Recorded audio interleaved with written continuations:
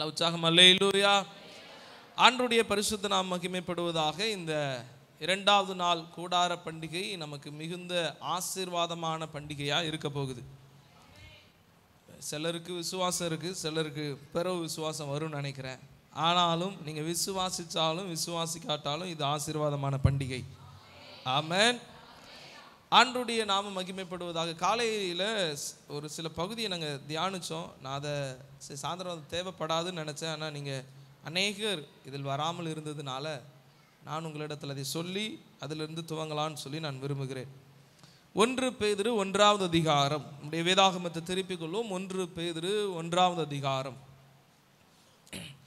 அதில் வசனம் 10 - 12 வரை ஒருவர் வாசிக்க நாம் மற்றவர்கள் கவனிக்கலாம். 1 பேதுரு 1வது அதிகாரம் வசனம் 10 - 12 வரை. உங்களுக்கு உண்டான கிருபையை, யார் வாசித்தாலும் பொறுமையாக வாசிச்சிருங்க.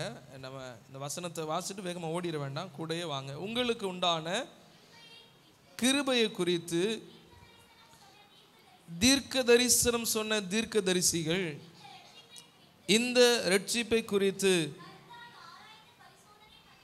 கருத்தாய் ஆராய்ந்து பரிசோதனை பண்ணினார்கள். இங்க தீர்க்க தரிசிகள் தீர்க்க தரிசனம் முன்னுரைத்த தீர்க்க தரிசிகளை குறித்து இந்த வேதம் சொல்லுகிறது. அந்த தீர்க்க தரிசிகள் மோசேவா இருக்கலாம், எலியாவா இருக்கலாம், சாமுவேலா இருக்கலாம், எரேமியா, எசேக்கியேல், இவர்கள் எல்லாம் தீர்க்க தரிசனம் சொல்லியிருக்கிறாங்க. அப்படி தீர்க்க தரிசனம் உரைத்த அந்த தீர்க்க தரிசிகள் நாம் பெற்றுக்கொள்ளக்கூடிய இந்த இரட்சிப்பை குறித்து என்ன பண்ணாங்களா? கருத்தாய் ஆராய்ந்து பரிசோதனை பண்ணினார்கள். ஏனென்றால் தங்களில் உள்ள கிறிஸ்துவின் ஆவியானவர்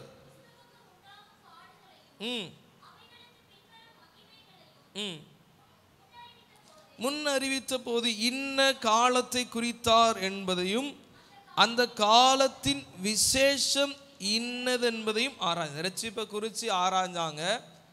அந்த காலத்தினுடைய விசேஷத்தை ஆராய்ந்தார்கள். 12வது வசனத்தை வாசிக்கும் போது தங்கள் நிமித்தம் அல்ல நமது நிமித்தமே இவைகளை தெரிவித்தார்கள் என்று அவர்களுக்கு, நல்லா கவனிங்க, அவர் பரலோகத்திலிருந்து அனுப்பப்பட்ட பரிசுத்த ஆவியினாலே உங்களுக்கு சுவிசேஷத்தை பிரசங்கித்தவர்களை கொண்டு இவைகள் இப்பொழுது உங்களுக்கு இவைகளை உச்சு பார்க்க தேவதூதரும். இந்த வசனத்தை நான் வேகமாக வாசிட்டேன், இங்கே விளக்கமாக சொல்கிறேன், கவனிங்க. தீர்க்கதரிசிகள் முன்னுரைத்த தீர்க்கதரிசிகள் அவர்கள் தீர்க்க தரிசனம் உரைக்கும் பொழுது, இது எப்படி நான் இந்த நான் சொல்லக்கூடிய இந்த சினாரியாவை நீங்கள் எப்படி புரிஞ்சுக்கணும் அப்படின்னா, சில நேரம் நம்ம சாப்பாடு ஆகாரம் ஆயத்தம் பண்ணும்போது டேஸ்ட் பார்ப்போம் இல்லையா? உப்பு இருக்கா, காரம் இருக்கா, அது புளிப்பு இருக்கா, அதை நம்ம டேஸ்ட் பார்ப்போம். இப்போ இந்த தீர்க்க தரிசிகள் தங்களுடைய ஊழிய நாட்களில் ஒரு காலத்தை குறித்து தீர்க்க தரிசனம் சொல்லிக்கிட்டே இருக்கிறாங்க. இப்போ அவர்கள் தீர்க்க தரிசனம் அதை சொல்லுவதற்காகவே கர்த்தர் அவங்களை அபிஷேகிக்கிறார்.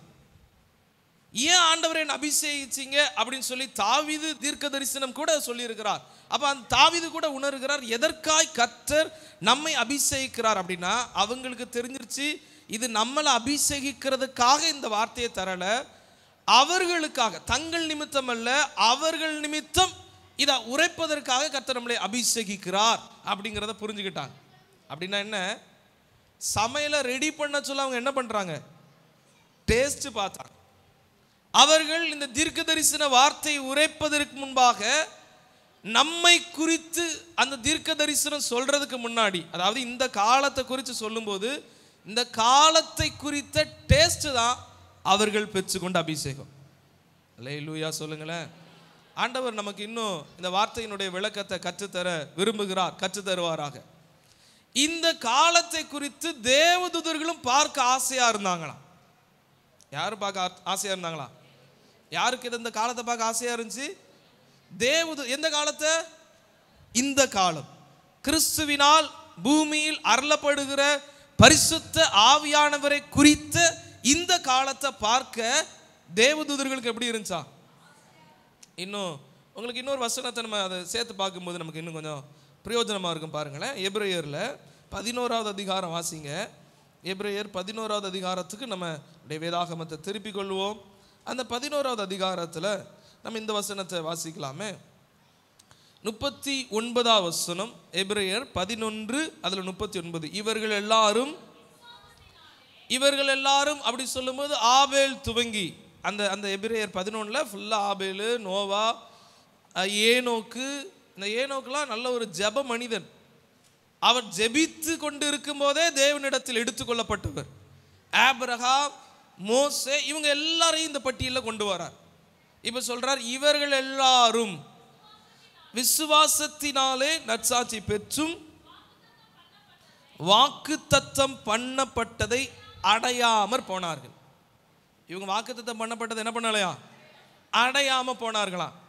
ஏன்னா அவர்கள் 40 வசனம் வாசி, அவர்கள் நம்மை அல்லாமல் பூரணர் ஆகாதபடிக்கு விசேஷித்த நன்மையானதொன்றை தேவன் நமக்கென்று. இப்ப நம்ம 1 பேதுரு 1 வாசிச்சோம். அவர்கள் நிமித்தமா அந்த அபிஷேகத்தை பெறல. அவர்கள் பெற்றுக்கொண்ட அபிஷேகம் இந்த காலத்தை குறித்த ஒரு டேஸ்ட்டை தான் அவங்க ஃபீல் பண்ணாங்க. இங்க எபிரேயர் 11 வாசிக்கிறோம், அவர்கள் பூரணமாக்கப்படவில்லை, வாக்குத்தத்தம் பண்ணப்பட்டதை பெறல. என்ன வாக்குத்தத்தம் பண்ணப்பட்டது அவங்க அடையல? அப்படியே அப்போஸ்தலர் 1வது அதிகாரம் 4வது வசனத்தை நீங்க வாசிச்சு பார்த்தீங்கன்னா,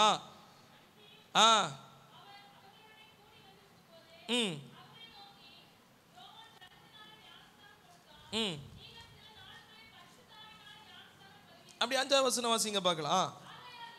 ஆகையால் நீங்கள் என்னை விட்டு போகாமல், எருசலேமை விட்டு போகாமல் என்னிடத்தில் கேள்விப்பட்ட பிதாவின் வாக்குத்தத்தம் நிறைவேற. அப்ப இங்க வாக்குத்தத்தம் என்ன சொல்லுங்க?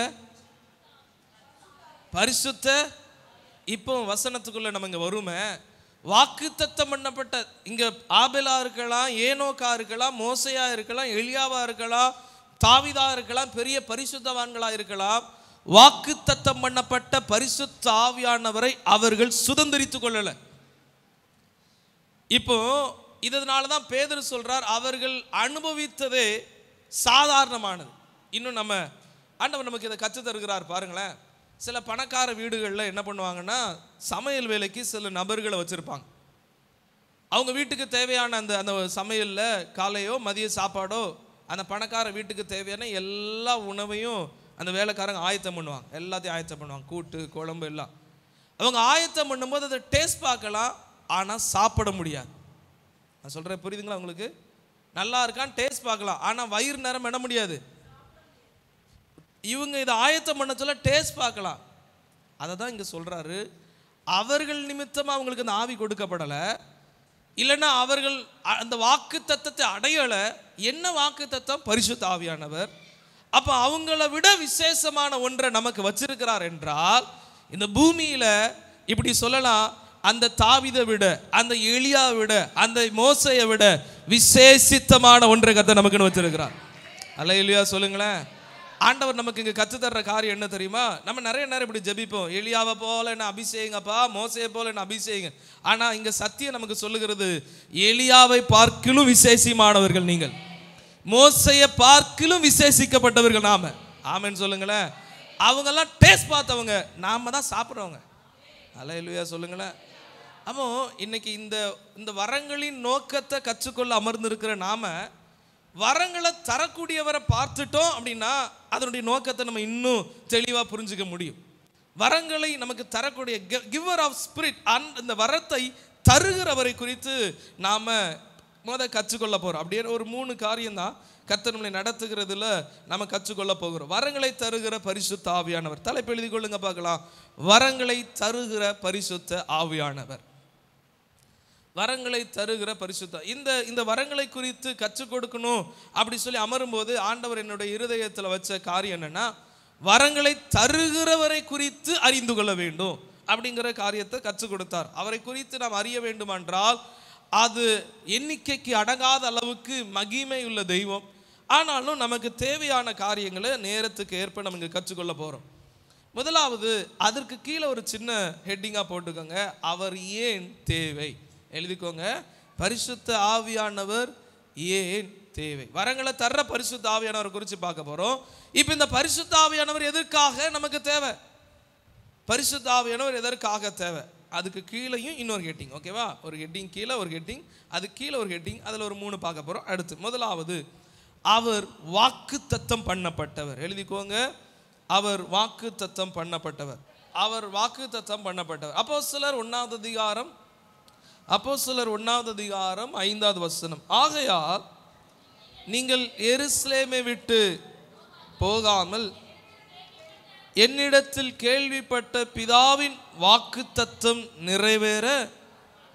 ஆண்டவர் இங்க சொல்றாரு, பிதாவின் வாக்குத்தத்தம் நிறைவேற காத்திருங்கள். அப்படி சொல்லும்போது 6வது வசனத்தை பாருங்களேன். இவன் வாக்குத்தத்தம்னு என்ன நினைச்சிட்டான்? சரி, எருசலேமை நம்ம சுதந்திரிக்க போகிறோம் போல, நாம எருசலேம்ல ஒரு பெரிய இஸ்ரவேல் சாம்ராஜ்யத்தை ஸ்தாபிக்க போறோம்னு சொல்லிட்டு அவர் நினைச்சிட்டு உடனே இப்படி கேட்குறாங்க. அப்பொழுது கூடி வந்திருந்தவர்கள் அவரை நோக்கி, ஆண்டவரே வாக்குத்தத்தம்னு சொல்றீங்களா, அப்போ இந்த காலத்துலயா ராஜ்யத்தை திருப்பி கொடுப்பீங்கன்னு சொல்லும்போது உடனே ஆண்டவர் அங்கே பேசிட்டு, அதை குறித்து நான் சொல்லலப்பா, 8வது வசனம் சொல்றா பாருங்க, பரிசுத்த ஆவி உங்களிடத்தில். அப்போ பிதாவினிடத்திலிருந்து நான் பெற்றுக்கொண்ட வாக்குத்தத்தம் என்ன அப்படின்னா பரிசுத்த ஆவியானவர். சொல்லுங்க சத்தமா, யாரு? எல்லாரும் என் கூட சேர்ந்து சொல்லுங்க, யாரு? நம்ம வாழ்க்கையில இருக்கக்கூடிய மிக முக்கியமான வாக்குத்தத்தம், நாம் சுதந்திரித்திர வேண்டிய வாக்குத்தத்தம் பரிசுத்த ஆவியானவர். நல்ல சத்தமாமேன்னு சொல்லிருங்களேன். நம்ம வாழ்க்கையில மிக அவசியமாய் சுதந்திரிக்க வேண்டிய ஒருவர். ஏன்னா வாக்குத்தத்தம் என்பது பிதாவினிடத்திலிருந்து நமக்கு அருளப்பட்டது. இந்த வாக்குத்தத்தம்னு சொன்னோன்னா இவன் பூமிக்குரியதை பார்க்குறான். ஒருவேளை இங்கே ராஜ்யத்தை கட்ட போகிறோம் போல. வாக்குத்தத்தம்னு சொன்னோன்னா இவங்களுடைய சிந்தனை என்ன வந்துருச்சுன்னா, ஓகே அப்போ இங்கே பாப்பா லெபனோன் நீ எடுத்துக்க, காசாவை நீ எடுத்துக்க, இந்த பாலஸ்தீனத்தில் இந்த எல்கை நீ எடுத்துக்க, இந்த மாதிரி பேச்சு போக ஆண்டவர் ஸ்டாப் பண்ணிட்டு இதை குறித்து இப்போ நீ பேசாத. வாக்குத்தத்தம் என்பது பொழிந்தருளப்படுகிற பரிசுத்த ஆவியானவர். அல்லேலூயா சொல்லுங்களேன். இங்கே வாக்குத்தத்தங்களை பெற்றுக்கொண்டவங்கள ஒரு ஆமேன்னு சொல்லுங்க பார்க்கலாம். அபிஷேகம் பெற்றுக்கொண்ட வரங்களை பெற்றுக்கொண்ட தேவ பிள்ளைகள் ஆமேன்னு சொல்லுங்க பார்க்கலாம். அல்லேலூயா. நீங்களும் நானும் வாக்குத்தத்தத்தை சுதந்திரிக்கிறவர்கள். அல்லேலூயா சொல்லுங்களேன். இன்னும் சில வசனங்களை நான் உங்களுக்கு காண்பித்து கொடுக்கட்டும், அது எளிதாக இருக்கும். அப்போஸ்தலர்ல 2வது அதிகாரம், அதுல 33வது வசனத்தை வாசிங்களேன். அப்போஸ்தலர் 2:33. அவர் தேவனுடைய வலது கரத்தினாலே உயர்த்தப்பட்டு, அங்க சேர்ந்து பாருங்க, பிதா அருளிய வாக்குத்தத்தத்தின்படி பரிசுத்த ஆவியை பெற்று. அப்போ வாக்குத்தத்தம் அப்படின்னால என்ன சொல்லுங்களேன்? ஆண்டவர் நமக்கு பிராமிஸ் பண்ணியிருக்கிற ரொம்ப முக்கியமான வாக்குத்தத்தம் பரிசுத்த ஆவியானவர். அல்லேலூயா சொல்லுங்களேன். இந்த பூமியில நமக்கு கிடைக்க சில காரியங்கள் கிடைக்கலாம், சில காரியங்கள் இல்லாமல் இருக்கலாம். ஆனா நாம் எல்லாரும் சுதந்திரிக்க வேண்டிய, நமக்காய் அருளப்பட்ட ஒரு மிகப்பெரிய மிக முக்கியமான வாக்குத்தத்தம் பரிசுத்த ஆவியானவர். அல்லேலூயா சொல்லுங்களேன். லூக்கா 24வது அதிகாரம், லூக்கா 24வது அதிகாரம், அதுல 49வது வசனத்தை எடுத்து போமே. லூக்கா 24வது அதிகாரம், என் பிதா வாக்குத்தத்தம் பண்ணினதை இதோ நான் உங்களுக்கு அனுப்புகிறேன், நீங்களோ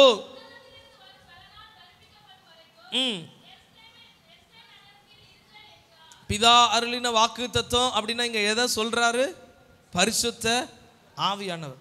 நம்ம வரங்களை குறித்து நம்ம பார்க்கும்போது ஒரு காரியத்தை அறிஞ்சுக்கொள்ளணும். வரங்களை தந்தருளுகிற பரிசுத்த ஆவியானவர் நமக்கான வாக்குத்தத்தம் அவர். ஆமென் சொல்லுங்களேன். அவர் நம்மேல் பொழிந்தருளப்பட்ட, நமக்காய் முன்னறிவிக்கப்பட்ட. அதனாலதான் இந்த மோசேலாம், நான் ஒரு காரியத்தை சொல்றேனே, மோசே தேவனுடைய சமூகத்தில் ரொம்ப ஆவலாய் வாழ்ந்தவர் இல்லையா? மோசே தேவனுடைய பிரசன்னத்தை அனுபவித்தவர். ரொம்ப முக்கியமாக கவனிச்சோம் அப்படின்னா 40 நாள் தேவ சமூகத்தில் அமர்ந்திருந்து மலையில போய், மலையில ஆண்டவர் ஒரு பெரிய பிரம்மாண்டமான மகிமையை காமிக்கிறார். ஆசரிப்பு கூடாரம்னா எப்படி இருக்கும், அதனுடைய நீளம் என்ன, அகலம் என்ன, அதை உடன்படிக்கை பெட்டி, இதெல்லாம் காமிக்கிறார். அப்படியே சொல்றார், மலையில் நான் உனக்கு காண்பித்த மாதிரியின்படியே. இவர் பரிசுத்த ஆவியானவரை இங்க பாருங்க, நமக்கு பெற்றுக்கொண்டது போல அவங்க பெற்றுக்கொள்ளல. நம்ம வாசிச்சோம்ல, பூரணமான ஒன்றை கர்த்தர் யாருக்கா வச்சிருக்கிறார்? அவர்கள் விசுவாசிச்சாங்க, நற்சாட்சி பெற்றாங்க, ஆனா வாக்குத்தத்தம் பண்ணப்பட்டதை அடையாம போனாங்க. சுதந்திரி என்ன வாக்குத்தத்தம்? ஆனா இந்த பரிசுத்த ஆவியானவரை அபிஷேகமாக பரிசுத்த ஆவியானவரை பெற்றுக்கொண்ட யோவானை பாருங்களேன், இவர் பரலோகத்துக்கு ஏறி போனார். அல்லேலூயா சொல்லுங்களேன். ரெண்டுக்குமே வித்தியாசம் இருக்கு. எப்படின்னா, மோசேக்கு பரலோகத்தில் உள்ளதை வீடியோ எடுத்து காமிச்சது மாதிரி ஆண்டவர் விசுவலைஸ் பண்றார், பிக்சரைஸ் பண்றார். அவன் மலையில இருந்து நீ பார்ப்பா இதுதான் அப்படிங்கிறார். ஆனா வெளிப்படுத்தின விசேஷம் 4வது அதிகாரத்தில் நீங்க பாத்தீங்கன்னா யோவான்ட்ட சொல்றார், இவைகளுக்கு பின்பு சம்பவிப்புகளை நான் உனக்கு காண்பிப்பேன், நீ மேலே ஏறி வா. அவன் சொல்லுங்களேன். அப்போ விசேஷமான ஒன்று என்ன தெரியுமா, தேவதூதர்களுக்கு கூட ஒரு ஆசை, மோசே காலத்தில் நம்ம ஊழியம் செஞ்சுட்டோம், இந்த தானியேல் காலத்தில் ஊழியம் செஞ்சுட்டோம், இந்த எரேமியா காலத்தில் ஊழியம் செஞ்சுட்டோம், நமக்கு இந்த கடைசி காலத்தில் பரிசுத்த ஆவியானவர் பொழிந்தருளப்படும் பொழுது அந்த மக்களோடு ஊழியம் செய்வது எப்படிங்கிற ஒரு வாஞ்சை அவர்களுக்குள்ள இருந்து கொண்டே இருக்கிறது. அல்லேலூயா சொல்லுங்களேன். ஆண்டவருடைய நாம மகிமைப்படுவதாக. இந்த வாக்குத்தத்தம் பண்ணப்பட்ட ஆவியானவர் குறித்து இன்னும் சொல்ற பாருங்க. அன்றைய நாட்கள்ல அற்புதம் செஞ்சவர் ஏதோ ஒரு மோசே, ஏதோ ஒரு சாமுவேல், ஏதோ ஒரு எலியா, ஏதோ ஒரு எசேக்கியேல், ஏதோ ஒரு ஏசாயா, ஏதோ ஒரு மனிதர்கள். ஆனா இன்னைக்கு தேசமெங்கிலும் பல பாஷைகள் பேசுகிற மக்களிடமும் எல்லா தேசத்திலும் எல்லா இனத்திலும் எல்லா இடங்களிலும் கர்த்தர் ஊழியர்களை, தீர்க்கதரிசிகளை, அற்புதம் செய்கிறவங்களை, வரங்களை செய்கிறவர்களை கர்த்தர் எழுப்பி கொண்டே இருக்கிறார். ஆமென் சொல்லுங்க பார்க்கலாம். ஏன் புதிய ஏற்பாடு அங்க நின்றுச்சு, இங்கன்னா எத்தனை பேர் தான் எழுத சொல்லுங்களேன். அப்போ ஒரு எலியா எழுதிடலாம், இவர் அற்புதம் செஞ்சார். அப்போ ஒரு மோசே எழுதிடலாம், இவர் அற்புதம் செஞ்சார். இன்னைக்கு எல்லா மாவட்டங்களிலும் எல்லா பட்டணங்களிலும் கர்த்தருடைய வல்லமையை நிறைவேற்றுகிற ஊழியர்களை வாக்குத்தத்தம் பண்ணப்பட்ட ஆவியானவரால் நிறைத்து கர்த்தர் இன்னும் பயன்படுத்தி கொண்டு இருக்கிறார். ஆமென் சொல்லுங்க பார்க்கலாம். அப்ப இந்த நாட்கள்ல நமக்கு ஒரு பாக்கியம் இருக்கு, நாம் வாக்கு தத்தம் பண்ணப்பட்ட ஆவியானவரை சுதந்திரித்து இருக்கிறோம். ஹல்லேலூயா. இங்க பாருங்கள், இன்னொரு வசனத்தை கூட நம்ம வாசிக்கலாமே. எபேசியர் 1வது அதிகாரம் 13வது வசனத்தை திருப்பி கொள்ளுங்க பார்க்கலாம். இதோடு சேர்ந்துதான் எபேசியர் 1வது அதிகாரம் 13. என் மேல இருக்கிற பெரிய வாக்கு தத்தம் யாரு? நம்ம மேல இருக்கிற பெரிய வாக்கு தத்தம் யாரு? அதனாலதான் அன்னைக்கு அந்த அந்த என்னப்பா ஏன் இந்த எரேமியா இருந்துட்டு இருக்கிறார், நீ எழும்பு போ, அது அப்படி இப்படின்னு ஆண்டவர் நிறைய அவனை இன்ஸ்ட்ரக்ஷன் கொடுக்கிறார். ஏசாயாவுக்கு கொடுக்கிறார், ஏசாயா தீர்க்கதரிசி கொடுக்கிறார். இவங்களாம் அதை அனுபவிச்சுட்டு சொல்றாங்க, இவ்வளோ நல்லா இருக்கு இந்த ப்ரெசன்ஸு அப்படின்னா அவங்க புரிஞ்சுக்கிட்டாங்களாம் இது என்ன. ஆனால் இவ்வளோ ப்ரெசன்ஸ் அனுபவிக்கிறோம், இது இந்த காலத்தை குறிச்சே பேச மாட்டேங்கிறாரு, இவர் பேசுகிறதெல்லாம் ஏதோ வேற ஒரு காலத்தை குறித்து பேசுகிறாரு. அப்போ அவங்க சொல்கிறாங்க, ஆராய்ச்சி பண்ணுறாங்களாம், எப்படி இந்த அபிஷேகம், எப்படி இந்த வரங்கள், எப்படி இந்த கிரியைகள் நடப்பிக்கப்படுகிறதுன்னு சொல்லி அவர்கள் ஆசையாக இருந்தார்களாம். அல்லேலூயா. ஏசப்பா கூட அதை தன்னுடைய வாய்மொழியை சொல்கிறார், ஆபிரகாம் முதலாய் என்னுடைய காலத்தை பார்க்க என்ன விட்டு இருந்தார், ஆசையாக இருந்தான். ஆனால் நீங்களும் நானும் பாக்கியவா. அல்லேலூயா சொல்லுங்களேன். மோசேயை பார்க்கலும் எலியாவை பார்க்கலும். இனிமே இப்படி ஜெபம் பண்ணாதீங்க, ஆண்டவரே எனக்கு வாக்கு பண்ணப்பட்ட பரிசுத்த ஆவியானவர் என் மேல ஊற்றப்படட்டும். அல்லேலூயா. இதுக்கு முன்னாடி நம்ம இப்படி ஜெபம் பண்ணி இருக்கலாம், ஆண்டவரே எலியா மேல இருந்த அபிஷேகம், ஏசாயா மேல இருந்த அபிஷேகம், ஓகே அது பார்க்க நல்லா இருக்கு, கேட்க நல்லா இருக்கு. ஆனா விசேஷமான ஒன்று நமக்குன்னு வச்சிருந்தார். இவர்கள் எல்லாம் நம்மை அல்லாமல் பூரணகார் ஆகாதபடி விசேஷமான ஒன்றை கர்த்தர் நமக்காய் முன் அறிவித்து வைத்திருந்தார். ஆமென் சொல்லுங்க பார்க்கலாம். அந்த எபிரேயர்ல இப்ப 11வது அதிகாரத்தை பாருங்களேன், 39வது வசனம். எபிரேயர் 11:39. இவர்கள் எல்லாரும் விசுவாசத்துல நல்ல சாட்சி வாங்கிட்டாங்க, ஆனாலும் வாக்கு தத்தம் பண்ணப்பட்டதை, என்ன வாக்கு தத்தம் அப்படின்னா உடனே சொல்றார், அவர்கள் நம்மை அல்லாமல் பூரணர் ஆகாதபடிக்கு விசேஷித்த நன்மையானது ஒன்றை தேவன் நமக்கென்று முன்னதாக நியமித்திருந்தார். நல்ல கரங்களை தட்டி அப்பாவுக்கு நன்றி சொல்லுங்க பார்க்கலாம். விசேஷித்த நன்மையை, விசேஷித்த வாக்கு தத்தத்தை கர்த்தர் நம்ம வாழ்க்கைக்காக, இந்த காலகட்டத்திற்காக கர்த்தர் நியமித்து வச்சிருந்திருக்கிறார். அல்லேலூயா. நாம் பெற்றிருக்கிற ஆவியானவர் வாக்கு பண்ணப்பட்டவர், நமக்காய் வாக்கு பண்ணப்பட்டவர். அல்லேலூயா சொல்லுங்களேன். அவங்கெல்லாம் இதை டேஸ்ட் தான் பண்ணாங்க, நம்ம இதை அவருடைய பிரசன்ஸை முழுவதுமாய் அனுபவிக்க போறோம். அல்லேலூயா சொல்லுங்களேன். சபைக்கு வந்த உடனே நாம் எல்லாரும் ரட்சிக்கப்பட்டு விடவில்லை. சர்ச்சைக்கு வந்தாச்சு, நம்ம ரட்சிக்கப்பட்டுறோமா? இல்லை. சபையில் வந்த அனைவரும் ரட்சிக்கப்படுவதில்லை, வசனத்தை கேட்ட அனைவரும் ரட்சிக்கப்படுறதில்லை. இன்னும் கொஞ்சம் அழகா நம்ம தெரிஞ்சுக்குவோம்.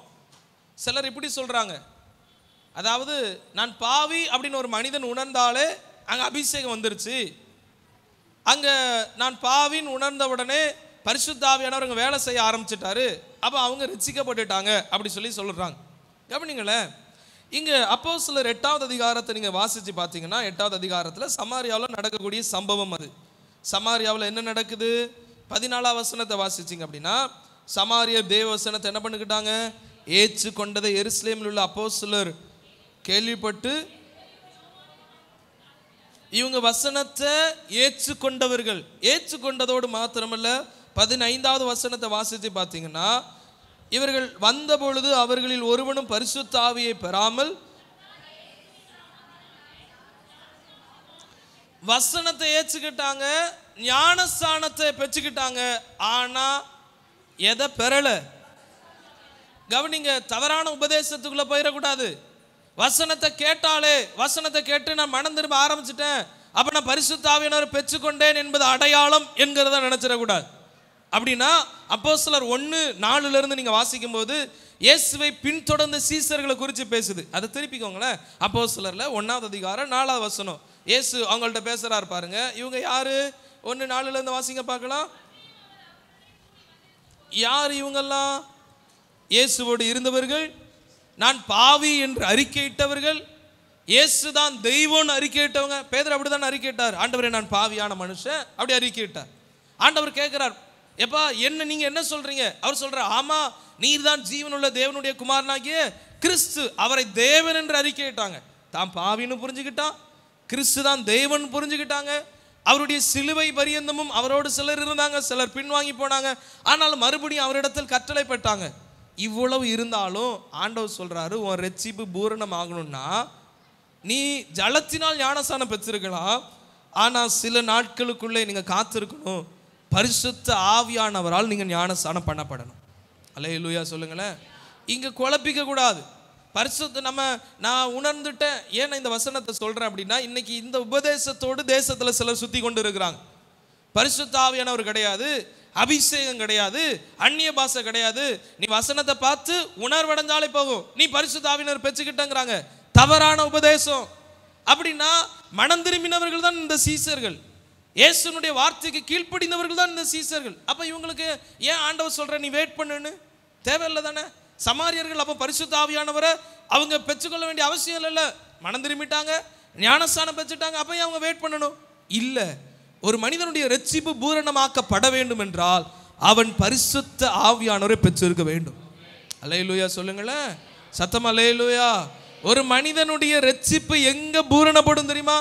பரிசுத்த ஆவியானவரை பெற்றுக்கொள்ளும் போது. நான் வசனத்தை கேட்டுட்டேன் பாஸ்டர், நான் ஞானஸ்தானம் எடுத்துட்டேன், சர்ச்சுக்கு நான் ரெகுலரா வரேன், ஒரு சண்டே சர்வீஸ் அட்டெண்ட் பண்ணல, இயேசுதான் தேவன் அறிக்கையிடுறேன், ஊர்ல எங்கனாலும் சரி யாராட்டு இயேசு தேவன் இல்லைன்னு சொன்னா நான் அவங்கள்ட்ட தர்க்கம் பண்றேன். நீங்க எப்படி வளர்ந்திருந்தாலும், அப்படி நீங்க விசுவாசத்தோடு இருந்தாலும் நல்லதுதான். ஆனால் பரிசுத்த ஆவியானவரால் நிரப்பப்படாதவன் ரட்சிக்கப்படாதவன். அல்லேலூயா. நான் இன்னும் சில வசனங்களை நான் உங்களுக்கு காண்பித்து கொடுக்கட்டுமே. ரோமர் 8வது அதிகாரம் எடுத்துக்கொள்ளுங்களேன். ரோமர் 8வது அதிகாரம். அங்க அப்போஸ்தலனாகிய பவுல் மூலியமா ஆண்டவர் கற்று தர்றார் பாருங்க. 9வது வசனம் வாசிங்க பார்க்கலாம்.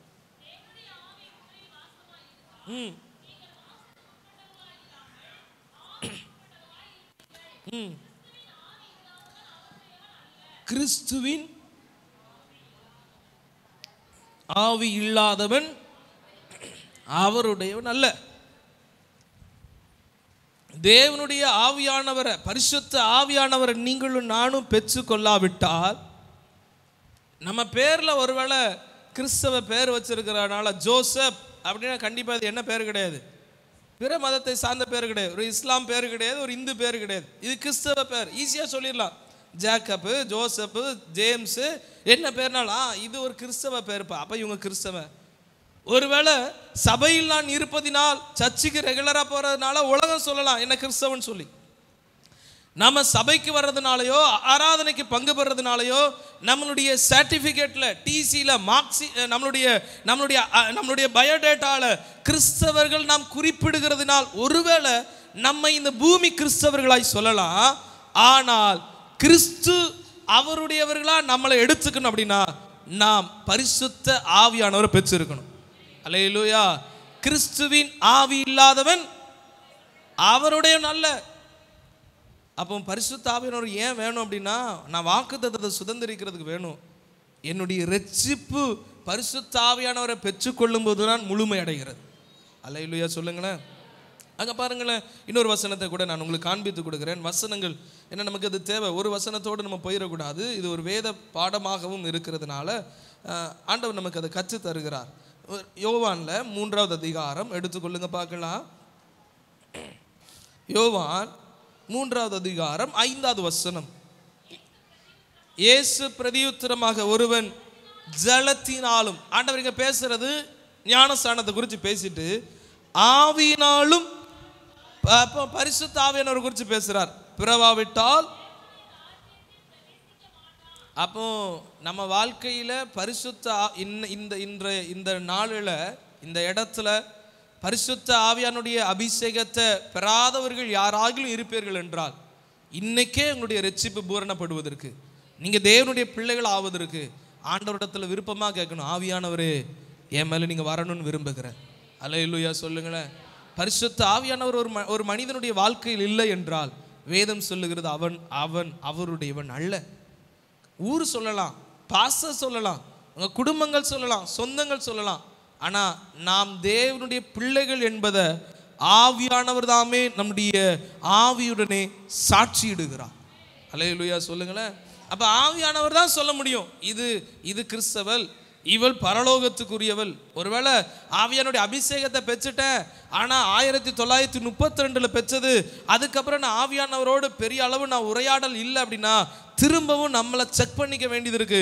நாம் தேவனுடையவர்களால் ஆவதற்கு, தேவனுடைய பிள்ளைகளால் வளருவதற்கு, தேவனுக்குரியவர்களாய் மாறுவதற்கு நாம் பரிசுத்த ஆவியானவரால் நிரப்பப்பட்டு கொண்டே இருக்க வேண்டும்.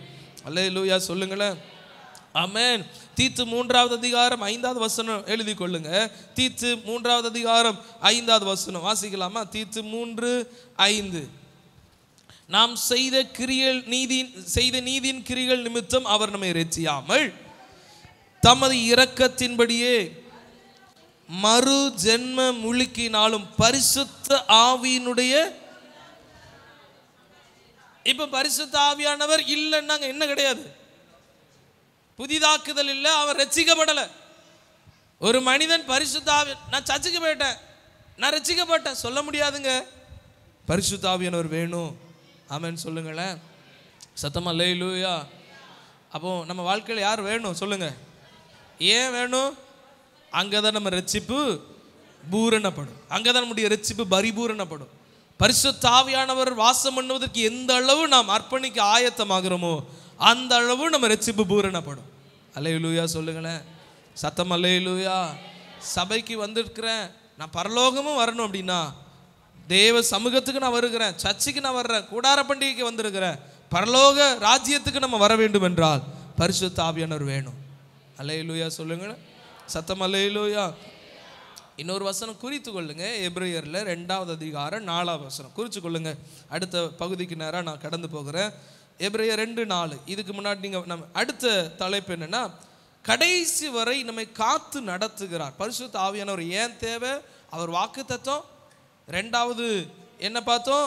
ரட்சிப்பை நிறைவேற்றுகிறார். அடுத்து உறுதி செய்ய. அடுத்து 3வது கடைசி வரை காத்து நடத்துகிறார். எழுதி கொள்ளுங்க, கடைசி வரை காத்து நடத்துகிறார். பரிசுத்த ஆவியானவர் நம்ம லைஃப்ல செய்யக்கூடிய ரொம்ப முக்கியமான வேலை இது. அப்போஸ்தலர்ல 1வது அதிகாரம் 8வது வசனம் வாசிக்கலாமா? அப்போஸ்தலர் 1. வரும்பொழுது பலனடைந்து எருசலேம் யூதேயா முழுவதிலும் சமாரியாவிலும் பூமியின் கடைசி பரியந்தமும் எனக்கு, ஆண்டவர் சொல்றாரு, நாம் கிறிஸ்துவுக்கு சாட்சியாய் கடைசி வரை இருக்க வேண்டும் என்றால் யார் நமக்கு தேவையா?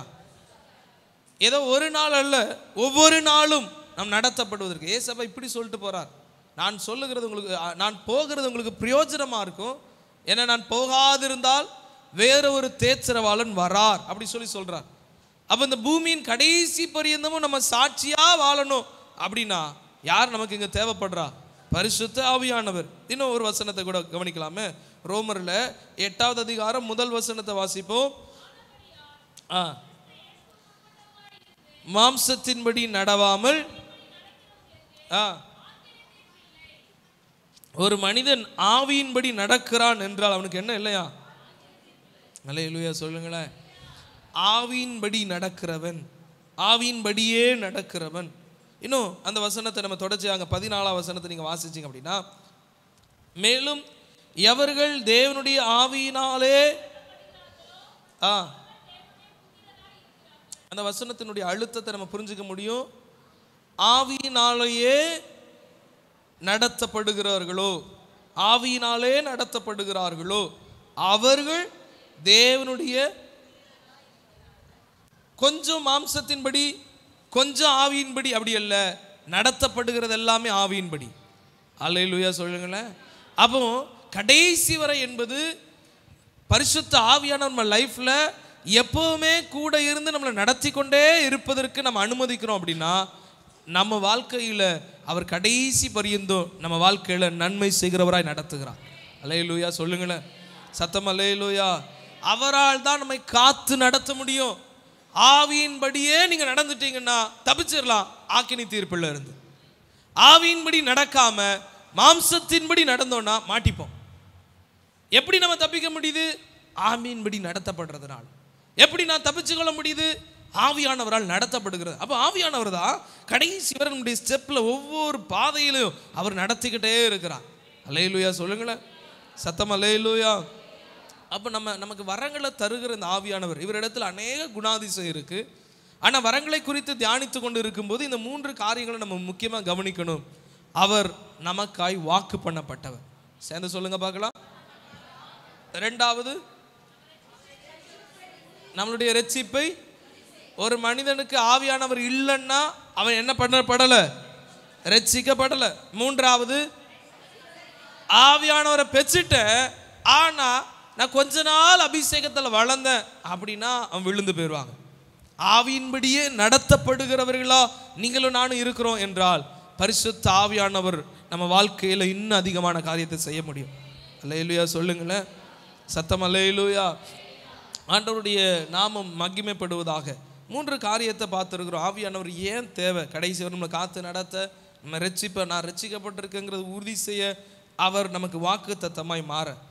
அடுத்த தலைப்பு நீங்கள் இப்படி எழுதி, அந்த இதுலேயே வரங்களை தருகிற பரிசுத்த ஆவியானவரில் ஏன் தேவைன்னு போட்டிருக்கோம் இல்லையா, அதுக்கு கீழே இன்னொரு தலைப்பை எழுதிக்கோங்க.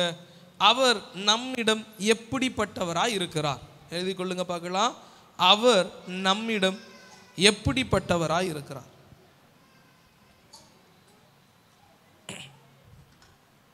அவர் நம்மிடம் எப்படிப்பட்டவராய் இருக்கிறார். ஆவியானவரை நாம் பெற்றுக்கொள்ளும் போது அவர் நம்மிடம் எப்படிப்பட்டவராய் இருக்கிறார் என்றால் நம்மை அபிஷேகிக்கிறவராய் இருக்கிறார். அப்போஸ்தலர் 1ஆம் அதிகாரம் 4ஆம் வசனம், ஜலத்தினால் ஞானஸ்நானம் பெறுவீங்கன்னு சொல்றாரு. லூக்கா 4:18, அப்போஸ்தலர் 1:4 குறிச்சு கொள்ளுங்க. அபிஷேகிக்கிறார். அப்போஸ்தலர் 1:4, லூக்கா 4:18, ஏசாயா 61:1. அவர் நம்மளை அபிஷேகிக்கிறார், நம்மளை அபிஷேகிக்கிறார், ஃபில் பண்றார், நம்மளை நிரப்புகிற காரியத்தை அவர் செய்கிறார். எப்படிப்பட்டவராக இருக்கிறார் என்றால் அவரிடத்தில் அவரை விசுவாசித்து சேருகிறவனை அவர் நிரப்புகிறார். ஆண்டவர் இதை சொல்லும்போது அப்போஸ்தலர் 1:4 நீங்க ஜலத்தினால் ஞானஸ்நானம் பெற்றீங்க அப்படி சொல்லிட்டு அதோட நிக்கல, சொல்றார் பாருங்க. நீங்கள் சில நாளுக்குள்ளே பரிசுத்த ஆவியினாலே ஞானஸ்நானம் பெறுவீர்கள். கவனிங்க, ஞானஸ்நானம் அப்படிங்கிறது மூழ்கடிக்கப்படுதல். இது கத்தோலிக்க தமிழ் விளக்கத்தில் நீங்கள் வாசிச்சிங்க அப்படின்னா அதில் எப்படி எழுதியிருக்குன்னா திருமுழுக்குன்னு எழுதியிருக்கும். மூழ்குதல், தெளிக்கப்படுதல் அல்ல.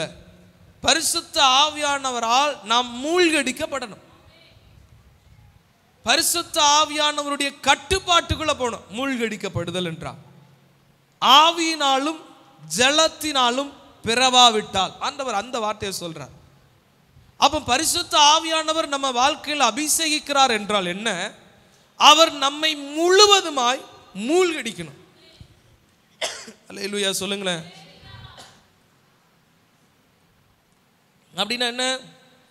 என்னுடைய சித்தத்தின்படி பரிசுத்த ஆவியானவர் அல்ல, அவருடைய சித்தத்தின்படி நான் இருக்க வேண்டும். ஆமென். அல்லேலூயா. இன்னைக்கு நிறைய நேரம் நம்மளிடத்துல இருக்கிற ஒரு பெரிய பலவீனம் என்ன தெரியுமா? நம்ம ஆவியானவரை கட்டுப்படுத்தணும்னு நினைக்கிறோம். ஆவியானவர் நம்மளுடைய லைஃப்ல பெரிய அளவுல கிரியை செய்வதற்கு நாம் விட்டு கொடுக்க தயங்குகிறோம். சில நேரம் ஆண்டவர் உதவி செய்யட்டும், அவர் நம்மை மூழ்கடிக்க வேண்டும். சொல்லுங்க பார்க்கலாம், என்ன மூழ்கடிங்கப்பா, என்ன நீங்க மூழ்கடிங்க.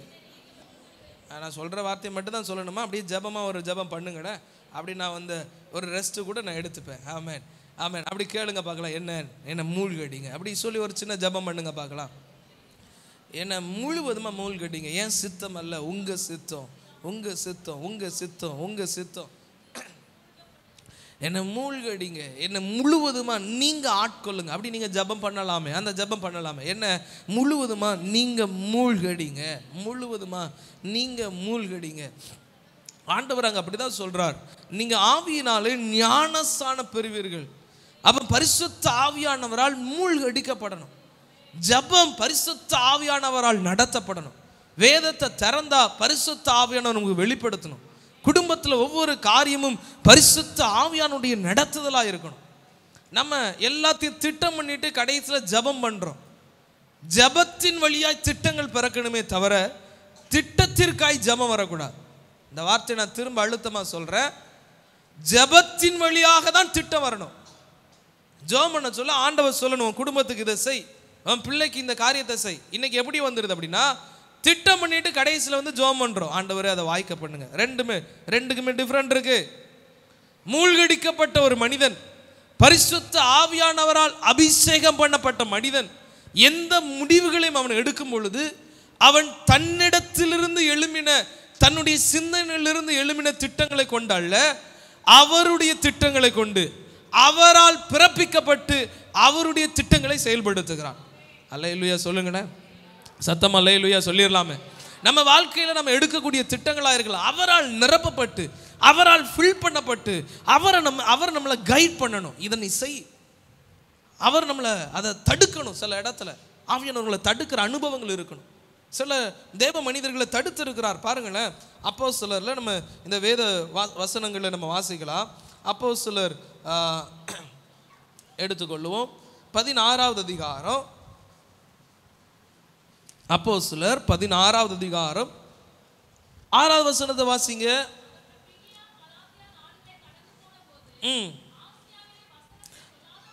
பரிசுத்த ஆவியினாலே தடை பண்ணப்பட்டு, இவன் எதை தப்பான காரியத்தை செய்ய போகல, பவுல் வசனத்தை தான் சொல்ல போறாரு. இவருடைய வாழ்க்கையில சில நல்ல முடிவுகள் தான் எடுக்கிறாரு. ஆனாலும் அந்த முடிவில் கூட பரிசுத்த ஆவியானவர் போக அனுமதிக்கிறாரா, தடை பண்ணுகிறாரா என்பதை உணர்ந்திருந்தார். அல்லேலூயா சொல்லுங்களேன். அடுத்து 7வது வசனத்தை வாசிங்க. மீசியா தேசம் மட்டும் பித்தினியா நாட்டுக்கு போக பிரயத்தனம் பண்ணினார்கள். ஆவியானவரோ, சொல்லுங்க, ஆவியானவரோ. உங்க வாழ்க்கையில ஆவியானவர் உங்களை அபிஷேகித்தது எப்படியா இருக்க வேண்டும் என்றால், நீங்க எடுக்கிற முடிவுகள் நல்ல முடிவுனா அவர் டிக் பண்ணணும், வேண்டான்னா அவரே தடை பண்ணணும். அல்லேலூயா சொல்லுங்களேன். இது ஜோசியம் பார்க்குற மாதிரி கிடையாது, அப்படி போயிடக்கூடாது. ஆவியானவரை நான் செய்கிறேன், உங்களுக்கு விருப்பம் இல்லைன்னா தடை பண்ணுங்க, அவர் தடை செய்கிற ஆவியானவராக மாற்றிடக்கூடாது. ஆவியானவருடைய நம்ம வாழ்க்கையில் சில முடிவுகள் நமக்கு பிரியமாக இருக்கிறத அவர் டைரக்டாக சொல்லணும், நீ செய்யாத, எனக்கு பிடிச்சிருக்கு ஆனால் ஆவியானவர் சொல்கிறாரு நான் செய்யலை. இன்னைக்கு நிறைய முடிவுகள் நம்ம எப்படி போகுது அப்படின்னா, எனக்கும் பிடிக்கல ஆண்டவருக்கும் பிடிக்கல, நான் செய்யலை. உங்களிடத்துல என்னிடத்துல நான் கேட்க வேண்டிய சில கேள்வி இப்படி கேட்கலாம். எத்தனை காரியம் உனக்கு பிடிச்சு அல்லது உங்களுக்கு பிடிச்சு ஆண்டவர் வேண்டான்னு சொன்னதை நிறுத்தி இருக்கிறோம்? நமக்கு பிடிக்கல ஆண்டவருக்கும் பிடிக்கல, ஓகே, அதை நம்ம செய்யறது தடுத்துடுறோம்.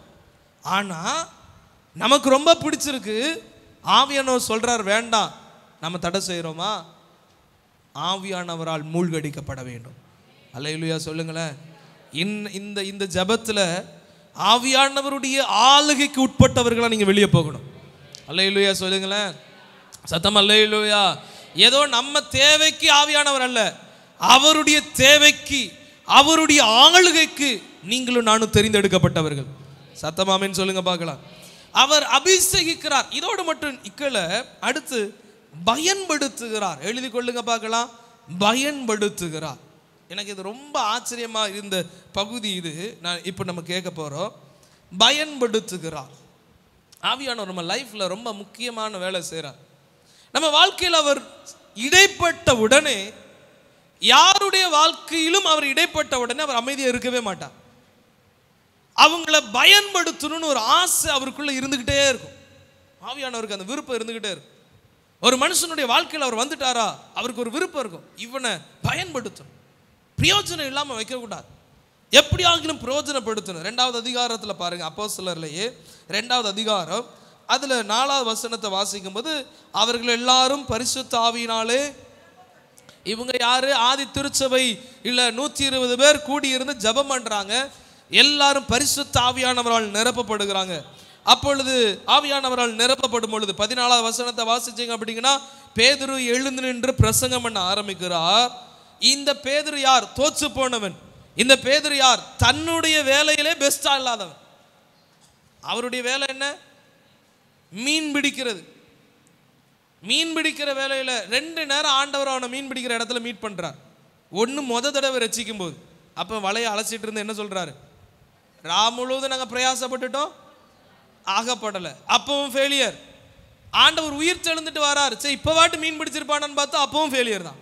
இவர் தான் கூட்டு போறார். எனக்கு இப்போ ஒரு இடம் தெரிஞ்சிருச்சு, நல்ல பாடு கிடைக்கும், மீனவர்கள்லாம் சொன்னாங்க, கூட்டிட்டு போறார். அங்கே என்னதான், அதனால தான் ஆண்டவர் இவனை அந்த வரிக்கு எடுக்க சொல்ல வலை எடுத்துட்டு போன்னு சொல்லாம தூண்டி எடுத்துட்டு போனார். நீ தூண்டி எடுத்துட்டு போப்பா, அதுவா வந்தாட்டு மாட்டிரும் அப்படின்னு சொல்லி சொல்றார். கவனிங்கள, தோற்று போன மனிதன், தான் எடுத்த முடிவுல நிற்க தெரியாதவன், நான் ஆண்டவருக்காக வாழுவேன், நிற்க முடியாதவன், சரியாய் அவனுடைய முடிவுல தீர்மானம் இல்லாதவன்.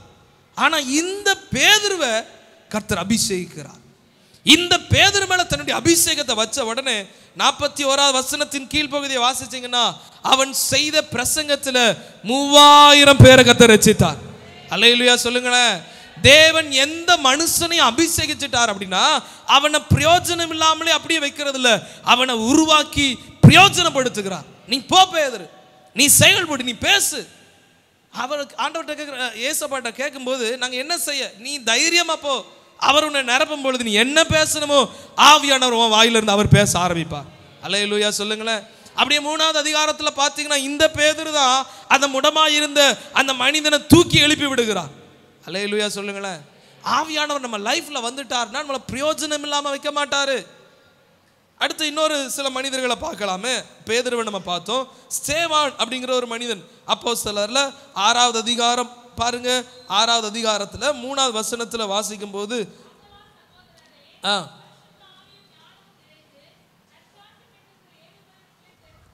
ஓகே 5வது வசனத்தை வாசிப்போம்.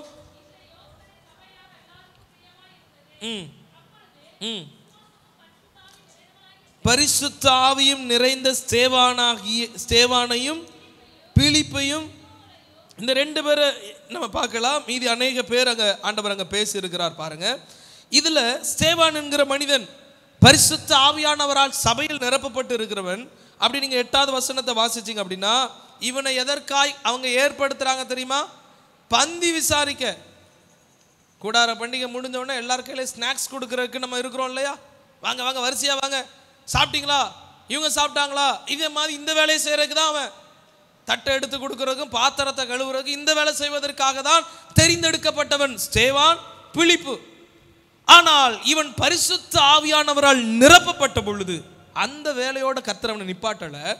அங்க வாசிங்களேன், 8வது வசனத்தை வாசிக்கும் போது, ஸ்தேவான் விசுவாசத்தினாலும் ஜனங்களுக்குள்ளே பெரிய அற்புதங்களையும் அடையாளங்களையும் செய்தான். அல்லேலூயா சொல்லுங்களேன். ஆண்டவர் ஒரு மனிதனுடைய வாழ்க்கையில, பரிசுத்த ஆவியானவர் ஒரு மனுஷன் லைஃப்ல ஈடுபடும் பொழுது அவனை அப்படியே வைக்கிறவர் அல்ல, அவனுக்குள்ளதான் ஒரு ரியாக்ஷன் நடக்குது, அவனுக்குள்ளதான் ஒரு மாற்றம் நடக்குது. அவனை கொண்டு அற்புதங்களையும் அடையாளங்களையும் கர்த்தர் செய்கிறார். அல்லேலூயா சொல்லுங்களேன். அதே போல 15வது வசனத்தில் நீங்க வாசிச்சீங்க அப்படின்னா, அவன் பேச ஆரம்பிக்கிறான். பேசிக்கொண்டே இருக்கும் பொழுது அவனுடைய முகம் எப்படி மாறினதாம், தேவ தூதனை போல் அவனுடைய முகம் மாற ஆரம்பிச்சது. அல்லேலூயா சொல்லுங்களேன்.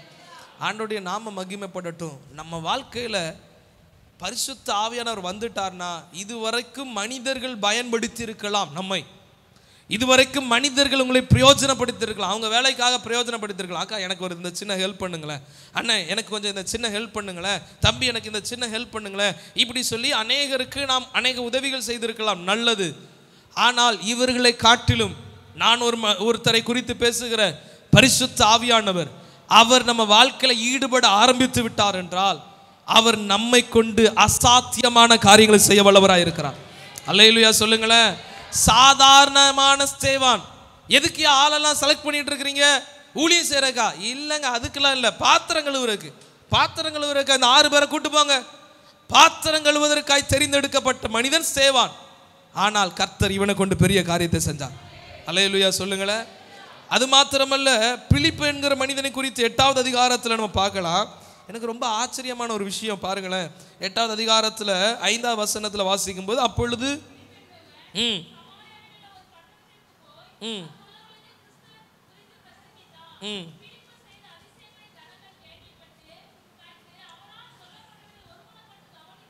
இப்ப பிலிப்பு என்கிற ஒரு மனிதன் சமாரியாவில் போய் ஊழியம் செய்ய ஆரம்பிச்சிட்டார். பரிசுத்த ஆவியானவரால் நிரப்பப்பட்ட இந்த பிலிப்பு சமாரியாவுக்கு போகும்போது, சமாரியாவில் ஒரு மனுஷன் இருக்கிறான். அவன் பேர் என்ன பேர்னா சீமோன். 9வது வசனத்துல இருந்து வாசிச்சிங்க அப்படின்னா, சீமோன் என்று பெயர் கொண்ட ஒரு மனுஷன் அந்த பட்டணத்திலே மாயவித்தைக்காரனாய் இருந்து தன்னை ஒரு பெரியவன் என்று சொல்லி, நீங்க என் கூட அப்படியே இது என்னன்னா ஒரு 3 விஷயத்தை இவன் செய்யறான். சீமோன் என்கிற மாயவித்தைக்காரன் அந்த சமாரியாவிலே தன்னை ஒரு பெரிய ஆளா காமிச்சு முதல்ல என்ன பண்றான்? ஜனங்களை பிரமிக்க பண்ணி கொண்டிருந்தான். அடுத்து பாருங்க 10வது வசனம், தேவனுடைய பெரிய சக்தி இவன் தான் என்று எண்ணி சிறியோர் பெரியோர் யாவரும் அவனுக்கு, இவன் பெரியவனா தன்னை காமிக்கிறான், இவனிடத்திலிருந்து பயங்கரமான கிரியைகள் நடக்கிறது, பிரமிக்க பண்ணி கொண்டு இருக்கிறான். ஜனங்கள் எல்லாரும் என்ன பண்றாங்க? செவி கொடுக்கிறாங்க. அவனை என்ன பண்றாங்க? 11வது வசனத்தை வாசிச்சீங்கன்னா, அநேக காலமாய் தன்னுடைய மாய வித்தையினாலே அவனை என்ன பண்றாங்க? ஒரு 3 முக்கியமான விஷயம் நடக்குது. இதில் நம்ம அப்படியே கவனிச்சோம் அப்படின்னா, 13வது வசனம், இந்த சீமோன் பிலிப்பு மூலியமா கர்த்தர் அற்புதம் செய்கிறத பார்த்து 13வது வசனத்தை வாசிங்களேன். விசுவாசித்து ஞானஸ்நானம் பெற்று பிலிப்பை பற்றி கொண்டு அவனால் நடந்த அடையாளங்களையும் பெரிய அற்புதங்களையும் கண்டு பிரமித்தான். அல்லேலூயா சொல்லுங்களேன். இந்த சீமோன் சமாரியார்களை பிரமிக்க பண்ணி கொண்டிருந்தவன் பிரமித்து போனான். இவன் தான் பெரிய மனுஷன் சொல்லி ஜனங்கள் எல்லாம் அவனை பிடிச்சுக்கிட்டே இருந்தாங்க. இப்போ இவன் என்ன விடுங்கப்பான்னு சொல்லி இவன் யாரை போய் பிடிச்சிட்டான்? ஏன் தெரியுமா? கர்த்தர் பரிசுத்த ஆவியானவர் பிலிப்பை பயன்படுத்த ஆரம்பிச்சார். இந்த இவ்வளவு பெரிய மனுஷன் மாயவித்தைக்காரன், இவனை பார்த்து பயந்துட்டு இருந்தாங்க. ஆனா இவனுக்கு ஒரு நடுக்கம், இவனுக்கு ஒரு பயம். இவன் பிரமித்தது யாரை தெரியுமா? இந்த அபிஷேகம் பெற்ற பிலிப்பை பார்த்து. அல்லேலூயா சொல்லுங்களேன். சத்தம் அல்லேலூயா சொல்லுங்களேன். ஆண்டவருடைய நாம மகிமைப்படட்டும்.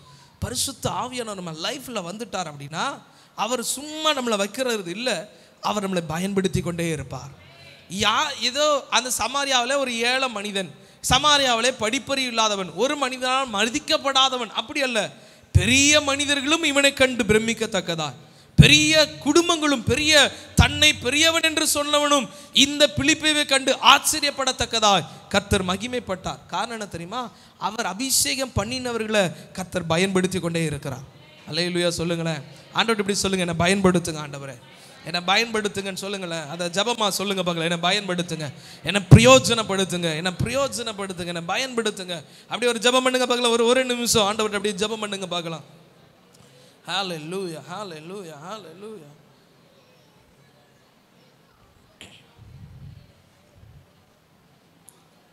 ஆவியானவர் நம்மளை பயன்படுத்துகிறவர், ஆவியானவர் நம்மளை பயன்படுத்துகிறவர்.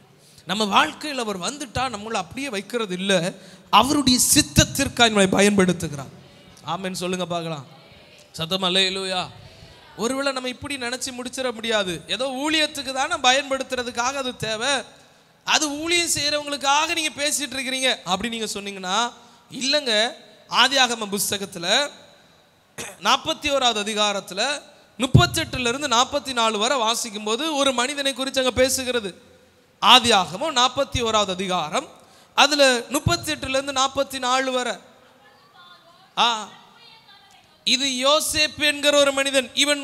இவன் தேவனுக்காய் ஊழியம் செய்தவன் அல்ல, இவர் பாஸ்டர் இல்ல, இவன் ஒரு வேலை பார்த்துட்டு இருக்கிறவன். ஆனா இவன் மேல இருந்த அந்த அபிஷேகம் என்ன செஞ்சது அப்படின்னா, அந்த எகிப்து தேசத்துல அந்த ராஜாவே சொல்ற வார்த்தை பாருங்க, தேவ ஆவியை பெற்ற இந்த மனுஷனை போல வேற ஒருவன் இருக்கிறானா? எகிப்துல பெரிய அதிகாரத்துல போய் இவனை உட்கார வைக்க போறாங்க. இப்ப தமிழ்நாட்டிலே ஒரு விருப்பம் மக்களுக்குள்ள இருக்கு, தமிழ்நாட்டை யார் ஆளணும்? தமிழர்கள் ஆளணும். இல்ல, நீங்க சொல்றது தப்பானது, அப்படி இருக்க வாய்ப்பு இருக்காது. தமிழர்கள் ஆளணும், அப்படி ஒரு விருப்பம் இருக்கு. இது எகிப்து வல்லரசு நாடு, மாநிலம் அல்ல, பெரிய நாடு. இந்த நாட்டின் அதிகாரத்தில் ஒரு மனிதனை உட்கார வைக்க வேண்டும். அவன் எகிப்தியனா இருக்கணும். ஆனா இவன் யாரா இருக்கிறான்? எபிரேயன். சரி, எபிரேயனா இருந்தாலும் எப்படி அவனை கூட்டு வந்தீங்க? அந்த எபிரேய பகுதியில ஒரு ராஜாவா இருந்தாரா? இல்லப்பா, அவர் ஒரு அடிமை. பணம் கொடுத்து வாங்கிட்டு வந்தோம். இந்த அடிமையை சிங்காசனத்துல உயர்த்தி வைக்க காரணம் என்ன தெரியுமா?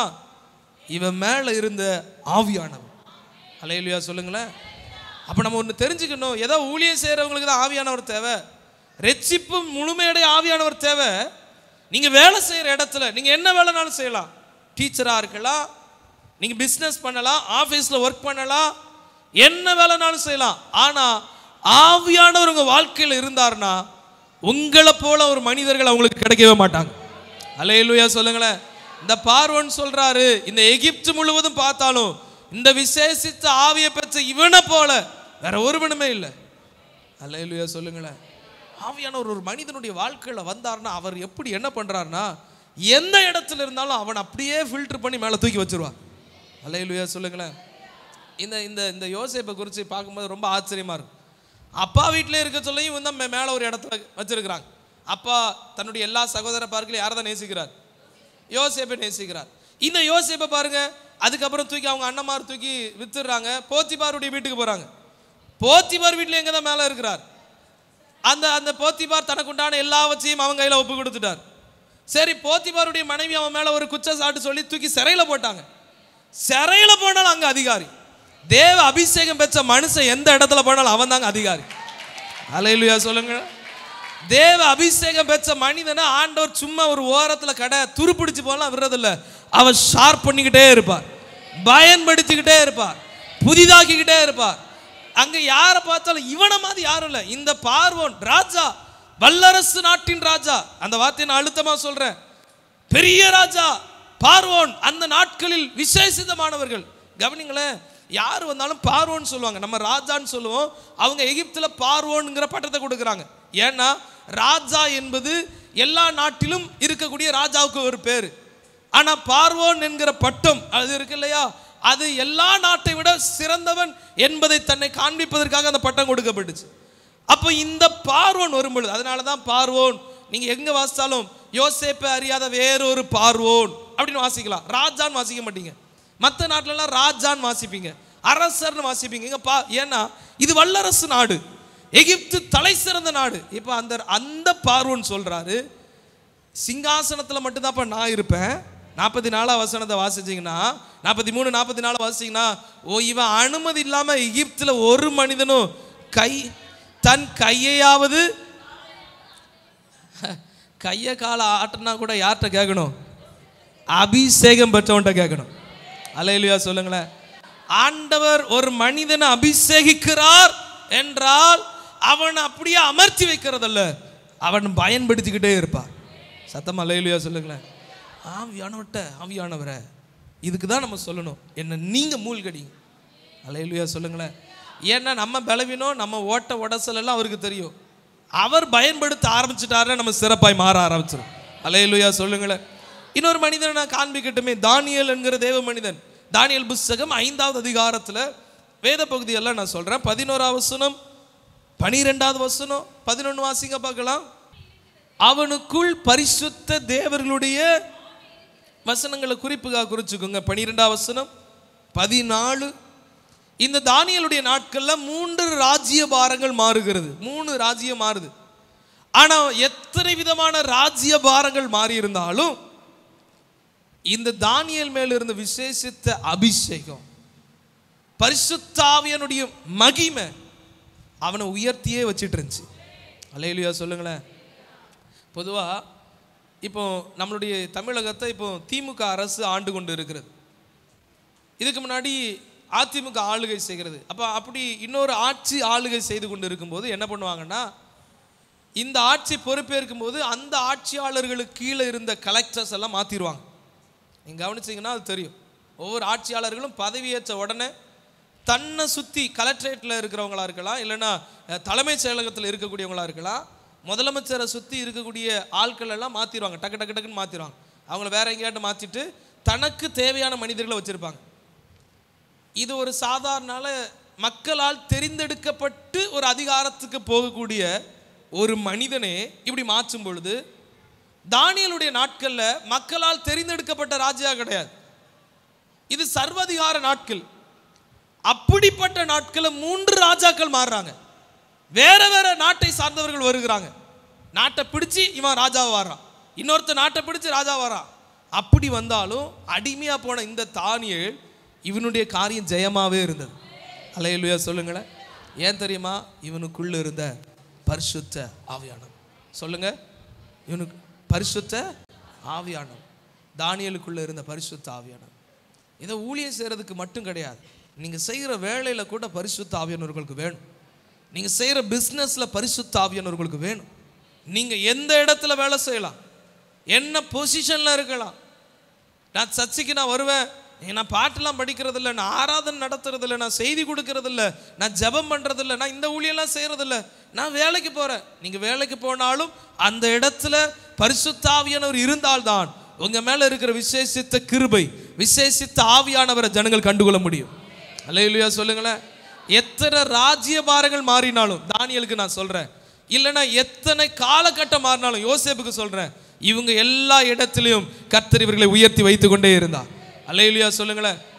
காரணம் என்னன்னா, இவங்களுக்குள்ள இருந்த பரிசுத்த ஆவியான ஒரு மனுஷனுடைய லைஃப்ல இருந்தாருன்னா அவர் சும்மா இருக்கிறது இல்லை. நம்ம சமரியாவில் இந்த பிலிப்பு ஊழியம் செய்கிறார். அடுத்து பிலிப்பை பார்த்து சொல்றார், நீ நேரம் அந்த ரதத்தோடு போய் சேர்ந்துகொள். அவனை உற்சாகப்படுத்துறார், நீ போ சொல்றார். ஆண்டவர் ஒரு மனுஷனை அவர் ஆளுகை செய்யும் போது அவனை பயன்படுத்தி கொண்டே இருக்கிறார். அல்லேலூயா சொல்லுங்க பார்க்கலாம். சத்தம் அல்லேலூயா. 2 காரியம் சொல்லி இருக்கிறார். அவர் நம்மளிடத்தில் எப்படிப்பட்டவராக இருக்கிறார் சொல்லுங்க பார்க்கலாம். அபிஷேகிக்கிறார், பயன்படுத்துகிறார். அடுத்து 3வது பலனாகிறார்.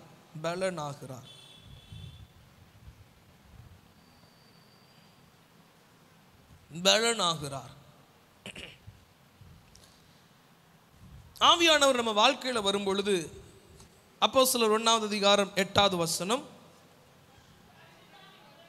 உங்களிடத்தில் வரும் பொழுது நீங்கள் பலன் அடைந்து, அவர் நம்மளிடத்தில் பலனாகிறார். சகரியா 4வது அதிகாரம் 6வது வசனத்தில் வாசிச்சிங்க அப்படின்னா, பலத்தினாலும் அல்ல, நீ பலத்தினால சில விஷயங்களை நீங்க முயற்சி எடுத்து பார்த்துருக்கலாம். நான் இதை ட்ரை பண்றேன், நான் எப்படியாகலும் நான் இதை செஞ்சிடலாம், நீங்க முயற்சி எடுத்துருக்கலாம். இல்லைன்னா சக மனிதர்களை வைத்து உங்களுக்கு தெரிந்த உங்களுடைய பராக்கிரமும் உங்களுடைய அதிகாரம், உங்க பேச்சுக்கு கீழ்ப்படியக்கூடிய மற்ற மனிதர்களை கொண்டு, இல்லை உங்க பணத்தை வச்சு சில காரியங்களை முயற்சி எடுத்திருக்கலாம். ஆண்டவர் சொல்றார், பலத்தினால் சில காரியம் ஆகாமல் இருக்கலாம், பராக்கிரமத்தினால் ஆகாமல் இருக்கலாம், ஆனா ஆவியானவரால் அது ஆகும். அல்லேலூயா சொல்லுங்க பார்க்கலாம். சத்தம் அல்லேலூயா. ஆண்டவருடைய பரிசுத்த நாம மகிமைப்படுவதாக. ஏசாயா தீர்க்கதரிசன புஸ்தகம் 32வது அதிகாரம், ஏசாயா தீர்க்கதரிசன புஸ்தகம் 32வது அதிகாரம் 15வது வசனம் சொல்லுகிறது பாருங்களேன். உன்னதத்திலிருந்து நம்மேல் ஆவி ஊற்றப்படும் மட்டும் அப்படியே இருக்கும். அவர் ஊற்றப்படும் பொழுது அப்பொழுது வனாந்தரம் செழிப்பான வயல்வெளி வனாந்தரத்திலே நியாயம் வாசமாயிருக்கும், தங்கி தரிக்கும். அல்லேலூயா. ஆவியானவர் நம்ம லைஃப்ல வர்ற தட்டிக்கு வனாந்தரமாக தான் இருக்கும். மாறாத விஷயம் மாறாததாக தான் இருக்கும். அது மாறாது.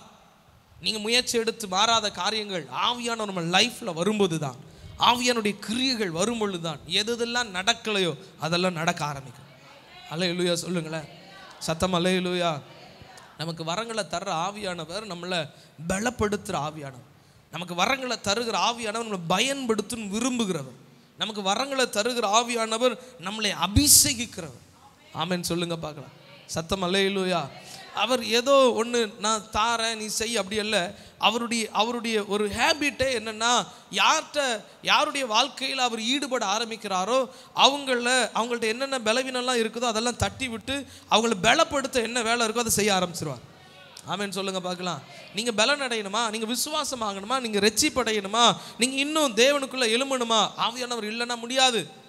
ஆவியானவர் இல்லாமல் நம்ம வாழ்க்கையில் ஒரு பெரிய வெற்றியோ, ஆவியானவர் இல்லாமல் நம்ம வாழ்க்கையில் ஒரு சக்ஸஸ் பார்க்க முடியாது. ஏன்னா இவர் வந்துட்டாலே இவருடைய ஹேபிட்டை என்னன்னா, இவருடைய செயலை என்னன்னா, எதிலெல்லாம் நம்ம பலவீனமாக இருக்குமோ அந்த பலவீனத்திலெல்லாம் அவருடைய பலன் மூடுகிறது. அல்லேலூயா சொல்லுங்களேன் சத்தம். அல்லேலூயா. அப்போ நம்ம வாழ்க்கையில் பரிசுத்த ஆவியானவர் வேணும். வரங்களை தருகிற பரிசுத்த ஆவியானவர் நம்ம வாழ்க்கையில் 3 முக்கியமான வேலையை செய்கிறார், இன்னும் செய்கிறார். ஆனால் நம்ம இந்த செய்திக்காக கவனிக்கிறோம். அபிஷேகிக்கிறார், நம்மை பயன்படுத்துகிறார். அடுத்து என்ன பண்ணுறார் சொல்லுங்க? நம்மளை பலனாக்குகிறார். நம்மளை பலனாக்குகிறார், இல்லைன்னா பலனை தருகிறார்.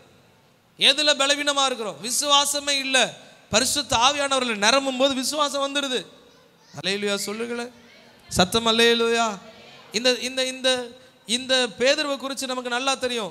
இந்த பேதுரு சொல்றார், நான் இயேசுவே மரிப்பதானாலும் சரி நான் உங்க கூட தான் இருப்பேன் அப்படி சொன்ன பேதுரு, இப்போ அங்கே ஒரு பெரிய பிரச்சனை வருது. இயேசுவை கைது செய்து கூட்டிட்டு போறாங்க. அப்போ அந்த அந்த அந்த பேதுரு சொல்றார், எனக்கு இயேசுவை தெரியாது. அங்கே உட்கார்ந்து இருக்கிறவங்க கேட்குறாங்க, உன்னை பார்க்க இயேசு கூட நீ இருந்திருக்கிறியே. பேதுரு சொல்றா, இயேசுவா? அவர் எனக்கு தெரியாது. இந்த மாதிரி மனுஷங்கள்லாம் தண்டிக்கப்படணும். இயேசுவை சபிக்க ஆரம்பிச்சான். பாருங்க, அவனுக்கு ஒரு விருப்பம் இருந்துச்சு, ஆனால் அவனால் செயல்பட முடியல. ஆண்டவருக்காக செயல்படணும்னு ஒரு ஆசை, செத்தால ஆண்டவருக்காக வாழணும்னு ஆசை. ஆனால் அவருடைய பலவீனம் அவரால் நிற்க முடியல. ஆனால் பரிசுத்த ஆவியானவரால் நிரப்பப்படும் பொழுது அந்த 2வது அதிகாரத்தில் அப்போஸ்தலர் வாசிங்கன்னா அப்போவே பேசுகிறார், நீங்கள் தான் இயேசுவை கொலை செஞ்சீங்க, அதுக்கு நாங்கள் அவருடைய வாழ்நாள் முடிவை குறித்து நம்ம பார்க்கும்போது சரித்திரத்தில் பேதுருவை கொண்டு இப்போ அவரை கொலை செய்ய போகிறாங்க. பேதுருவிட்ட கேட்குறாங்க, இயேசு இல்லைன்னு மறுதளிச்சிரு, இயேசு தேவன் இல்லைன்னு சொல்லிடு, உன்னை நாங்கள் விட்டுறோம். ஆனால் இதே பேதுரு ஒரு காலத்தில் இந்த மாதிரி சூழலில் ஓடி போனவன். பரிசுத்த ஆவியானவர் பெறாத பேதுருவாய் இப்போ இருக்கிறாருன்னா அவன் எனக்கு இயேசுவை தெரியாதுன்னு ஓடி போயிருப்பார். ஆனால் என்ன சொன்னார் தெரியுமா? இயேசு தெய்வம். அப்போ உன்னை சிலுவையில் அறைய போகிறோம். உடனே இவர் சொல்கிறார், சிலுவையில் நேராக என்னை அறையாதீங்க, என்னை தலைகீழ அறைங்க, ஏன்னா அவரே பரிசுத்தர், அவர் தான் அதுக்கு பாத்திரவா. அல்லேலூயா சொல்லுங்களேன். எப்படி இந்த மனுஷனுக்கு மாறுச்சு? கோழையான மனிதன், பலவீனமான மனிதன், சோர்ந்து போகிற மனிதன், பலனற்ற மனிதன், பலவானாய் அற்புதம் செய்கிறவனாய் இவனை கொண்டு அநேக சபைகள் ஸ்தாபிக்கத்தக்கதாய் எப்படி இவன் மாறினான் என்றால் பரிசுத்த ஆவியானவர் அவனை பலப்படுத்தி கொண்டே இருந்தார். அல்லேலூயா. அதனால தான் அப்போஸ்தலன் பவுல் தீமோத்தேயுக்கு எழுதும்போது சொல்றாரு, எப்பா உன் மேல வைக்கப்பட்டிருக்கிற ஆவி அசட்டையா நீ பாத்துறாத, ஏன்னா அவர் நமக்கு பயத்தின் ஆவியை தரல. ரோமருக்கு எழுதும்போது சொல்றாரு, அவர் திரும்பவும் நாம் பயப்படுவதற்கு அடிமைத்தனத்தின் ஆவியை தரல. ஆவியானவர் நம்மளை பலப்படுத்துகிற ஆவியானவர். எதுல நீங்க பயந்து இருக்கிறீங்களா, சோர்ந்து போய் இருக்கிறோமா, ஆவியானவருக்குள்ள நீங்க மூழ்கடிக்கப்பட்டீங்கன்னா பலத்தின் மேல் பலனடைய ஆரம்பிச்சிடும். அல்லேலூயா சொல்லுங்களேன். உன்னதத்திலிருந்து ஆவியானவர் ஊற்றப்படும் மட்டும், உன்னதத்தின் ஆவியானுடைய பலனால் தரிப்பிக்கப்படும் மட்டும் நாம் பலவீனர்கள் தான், நாம் சோர்ந்து போனவர்கள் தான், என்னுடைய கையினால் ஏதும் ஆகும் என்று சொல்லுவதற்கு செயல் இல்லாதவர்கள் தான். ஆனால் பரிசுத்த ஆவியானவரால் நிரப்பப்படும் பொழுது என்ன உச்சுப்பார், என்கிட்ட காசு இல்லை, பணம் இல்லைப்பா, ஆனால் நான் உன்ட்ட ஒன்று சொல்ல முடியும், அது இதை விட விலையேற பெற்றதுன்னு சொல்லி அற்புதங்களை செய்ய முடியும். அல்லேலூயா சொல்லுங்க. சாதாரணமான கரங்களை அற்புதத்தின் கரமாய் மாற்ற முடியும். சத்தம் அல்லேலூயா சொல்லுங்களேன். சாதாரணமான பவுல் கண் தெரியல, இவன் என்ன செய்யணும் வழி. இந்த இந்த இந்த பவுல் ஆண்டவருக்காக விரோதமா எழும்பினவன். ஆண்டவர் மாத்துறார் பாருங்களேன். இந்த பவுல் எழும்புகிறான், கர்த்தர் பயன்படுத்த ஆரம்பிக்கிறார். அவனுடைய ட்ரெஸ்ஸை கழட்டி போட்டு போயிருக்கிறார். ட்ரெஸ்ஸு கிடக்கு, அவ்வளவுதான். துணியை துவைச்சி வைங்கய்யா, ஊழியத்துக்கு போயிட்டு வாரன்னு போறார். அதுக்குள்ள பிசாசு பிடிச்ச சிலர் வராங்க. சரி, தூக்கி இந்த ட்ரெஸ்ஸை தூக்கி மேலே போறாங்க, அற்புதம் நடக்கு. அல்லேலூயா சொல்லுங்களேன். ஏன் தெரியுமா? பரிசுத்த ஆவியானவர் பலவீனமான மனிதனையும் பலப்படுத்துகிற ஆவியானவர். அல்லேலூயா சொல்லுங்களேன், சத்தம் அல்லேலூயா. ஆவியானவருக்கு ஒரு ஒரு ஒரு ஹேபிட் உண்டு. என்ன தெரியுமா? நம்மளை பயன்படுத்தி பார்க்கறதுக்கு அவருக்கு ஒரு ஆசை. என்ன சொல்லுங்க, சத்தமா சொல்லுங்க.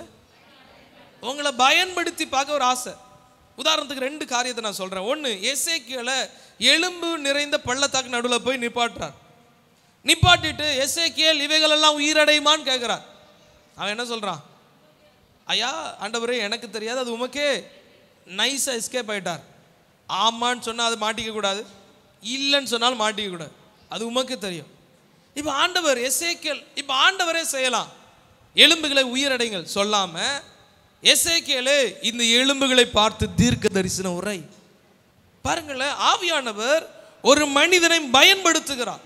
அதே போல மோசையை நம்ம கவனிக்க முடியும். செங்கடல் முன்னாடி நின்று அழுதுட்டு இருக்கிறார். ஜனங்கள் எல்லாம் கூட்டிட்டு வந்தாச்சு, ஆண்டவரே இப்போ செங்கடலை கடந்து போகணுமே, என்ன செய்ய? இப்போ ஆண்டவர் உடனே செங்கடலை அவரே திறந்து விட்டுருக்கலாம். மோசே நீ ஏன் புலம்பிட்டு இருக்க? பாருங்களேன், அவன் அவன் கையை நீட்ட கர்த்தர் கிரியை செய்கிறான். நீ போய் செங்கடலுக்கு நேரம் அவன் கோலை என்ன பண்ணு பாருங்க. இந்த இந்த இந்த குணம், இந்த இந்த கேரக்டர், ஆண்டவருடைய இந்த குணாதிசயத்தை புரிஞ்சிக்கவே முடியல. தன்னிடத்தில் வரக்கூடியவர்கள் அபிஷேகிச்சு பயன்படுத்தி பலப்படுத்தி எப்படி பயன்படுத்துறாருன்னா, அவங்கள வச்சு அவங்க செய்யறதுல அவன் கட்டளை இடும்போது அவர் செய்கிறார். இந்த மலையில் போய் நீ பேசு, தண்ணி உடனே வர வச்சிருக்கலாம்ல. நீ போய் பேசு, நீ போய் அடி, நீ வானத்துக்கு நேரம் கையை வைத்து ஜோம்னு. ஏன் தெரியுமா?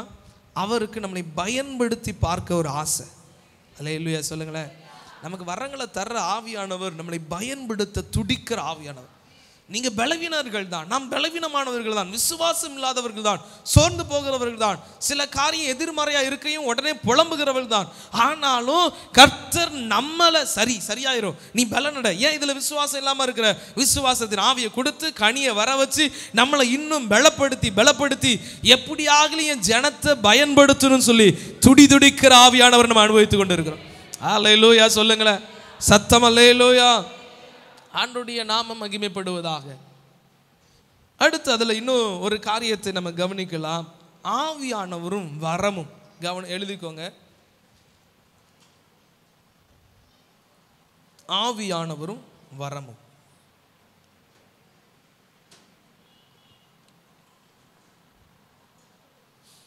இப்போ நம்மளுடைய தலைப்பிற்கு நேராக கர்த்தர் நம்மை நடத்துகிறார். ஆவியானவரும் வரமும். ஆவியானவர் ஒரு மனிதனிடம் வரும்பொழுது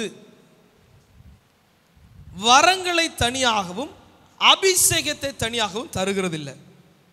நான் சொல்றேன், நல்லா கவனிங்க. அல்லது ஒரு மனிதனிடம் அபிஷேகிக்கும் போது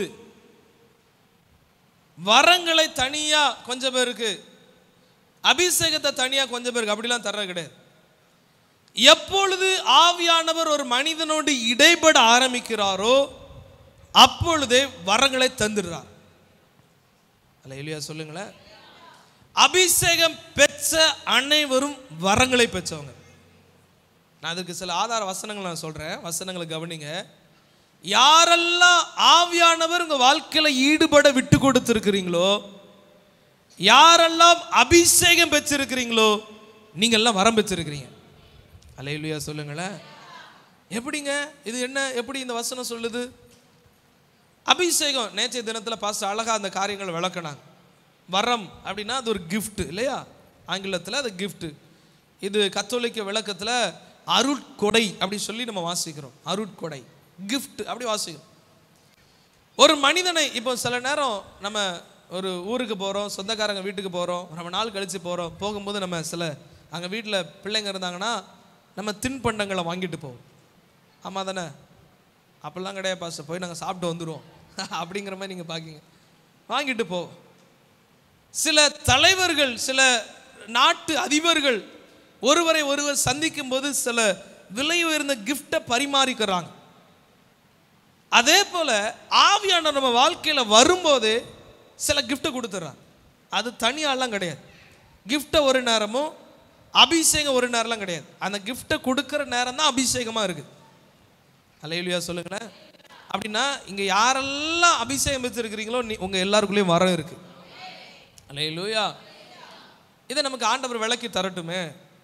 யோவேல் தீர்க்க தரிசன புஸ்தகம் 2வது அதிகாரம் 28வது வசனமும் 29வது வசனமும் வாசிக்க கவனிக்கலாம். யோவேல் தீர்க்க தரிசன புஸ்தகம் 2வது அதிகாரம்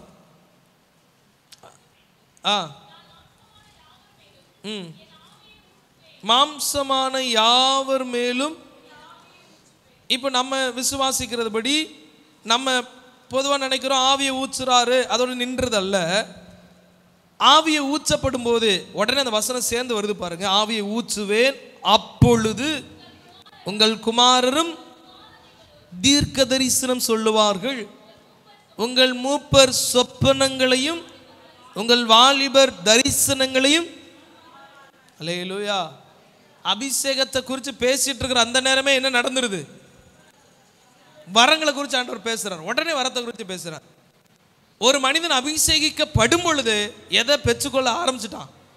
வரங்களை பெற்று. நம்ம இதை அடையாளம் தான் பார்க்கல, அவ்வளோதான். நாம் அதை ப்ராக்டிஸ் பண்ணல, அவ்வளோதான். அது நம்முடைய வாழ்க்கையில் செயல்படுத்தல, அவ்வளோதான். ஆனால் அபிஷேகம் பெற்ற உடனே நீங்கள் வரங்களை பெற்றுறீங்க. இன்னும் உதாரணத்தை கவனிக்கலாமே. இங்கே அப்போஸ்தலர்ல 2வது அதிகாரம் இந்த தீர்க்க தரிசனம் நிறைவேற சம்பவத்தை பாருங்க. அப்போஸ்தலர் தீர்க்க தரிசன அப்போஸ்தலர் நடபடிகள் 2வது அதிகாரம் 4வது வசனத்தை வாசிக்கலாம். அவர்கள் எல்லாரும் பரிசுத்த ஆவியினாலே நிரப்பப்பட்டு ஆவியானவர். அப்ப ஆவியானவர் உங்க கூட இடைப்படுகிற அந்த நேரமே என்ன தந்துட்டாரு? வர்றங்களை தாராரு, தந்துட்டார். இந்த ஆதி திருச்சபையில் ஆவியானவர் இடைப்பட ஆரம்பிச்சாரு, அங்க வரத்தை கொடுத்துட்டார். ஆவியானவர் நிரப்பப்படக்கூடிய ஆவியானவரால் ஜனங்கள் நிரப்பப்படக்கூடிய எல்லா இடத்துலையும் ஜனங்கள் வரங்களை பெறுறாங்க. அல்லேலூயா சொல்லுங்களேன், சத்தம் அல்லேலூயா. இன்னொரு வசனத்தை கூட பார்க்கலாமே. அப்போஸ்தலர்ல 10வது அதிகாரம், அப்போஸ்தலர் 10வது அதிகாரம். இந்த 10வது அதிகாரத்தில் 44 வாசிக்கும் போது இது புறஜாதி மக்கள் அங்கே எல்லாம் அபிஷேகம் பெறக்கூடிய சம்பவத்தை நம்ம வாசிக்கிறோம். இந்த வார்த்தைகளை பேதுரு வசனத்தை கேட்ட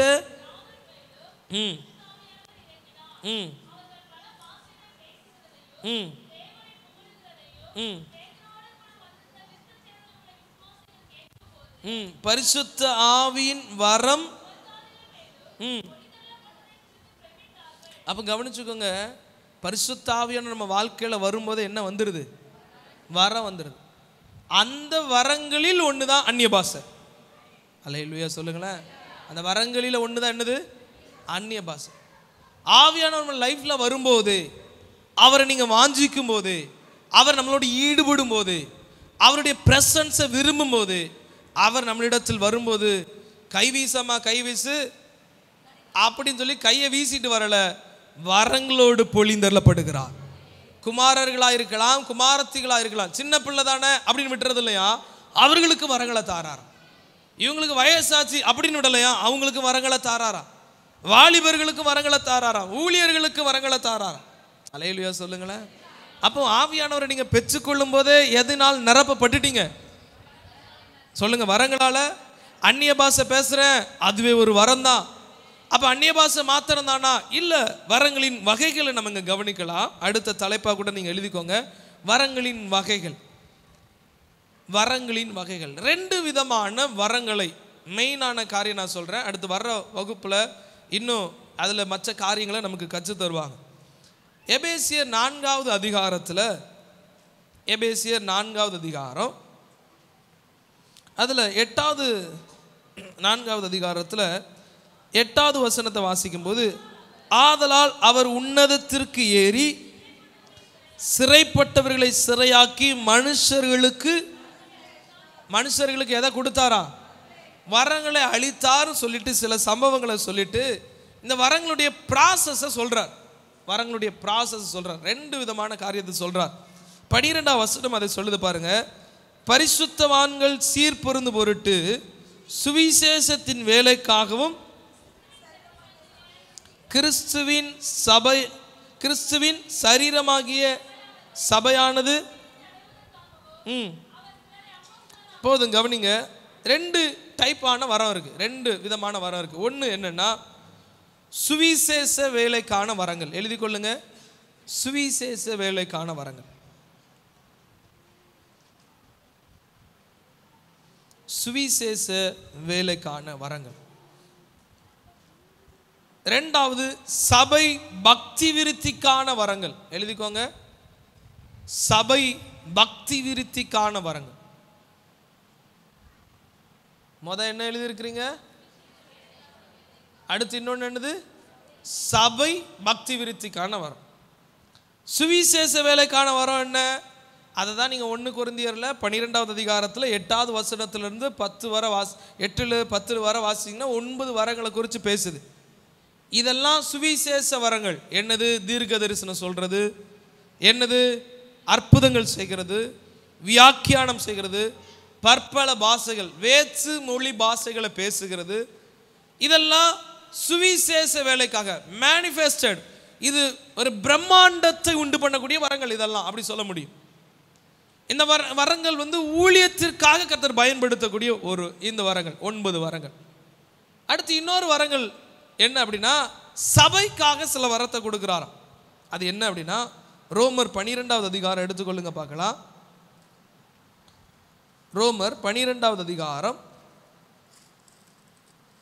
6வது வசனத்திலிருந்து 8 வரை வாசிக்கும் போது, நமக்கு அருளப்பட்ட கிருபையின்படியே நாம் வெவ்வேறான வரங்கள் உள்ளவர்கள் ஆனபடியினாலே, வரங்களை குறித்து பேசுறாரு. இதுல தீர்க்கதரிசி சொல்லுகிறவன் வரத்தை உடையவன், விசுவாச பிரமாணத்துக்கு ஏற்ற சொல்ல கடவன், ஊழியம் செய்கிறவன் ஊழியத்திலும், போதிக்கிறவன் போதிக்கிறதிலும், புத்தி சொல்லுகிறவன் புத்தி சொல்லுகிறதிலும் தரித்திருக்க கடவன், பகிர்ந்து கொடுக்கிறவன், முதலாளியானவன் ஜாக்கிரதையா இருக்க கடவன்.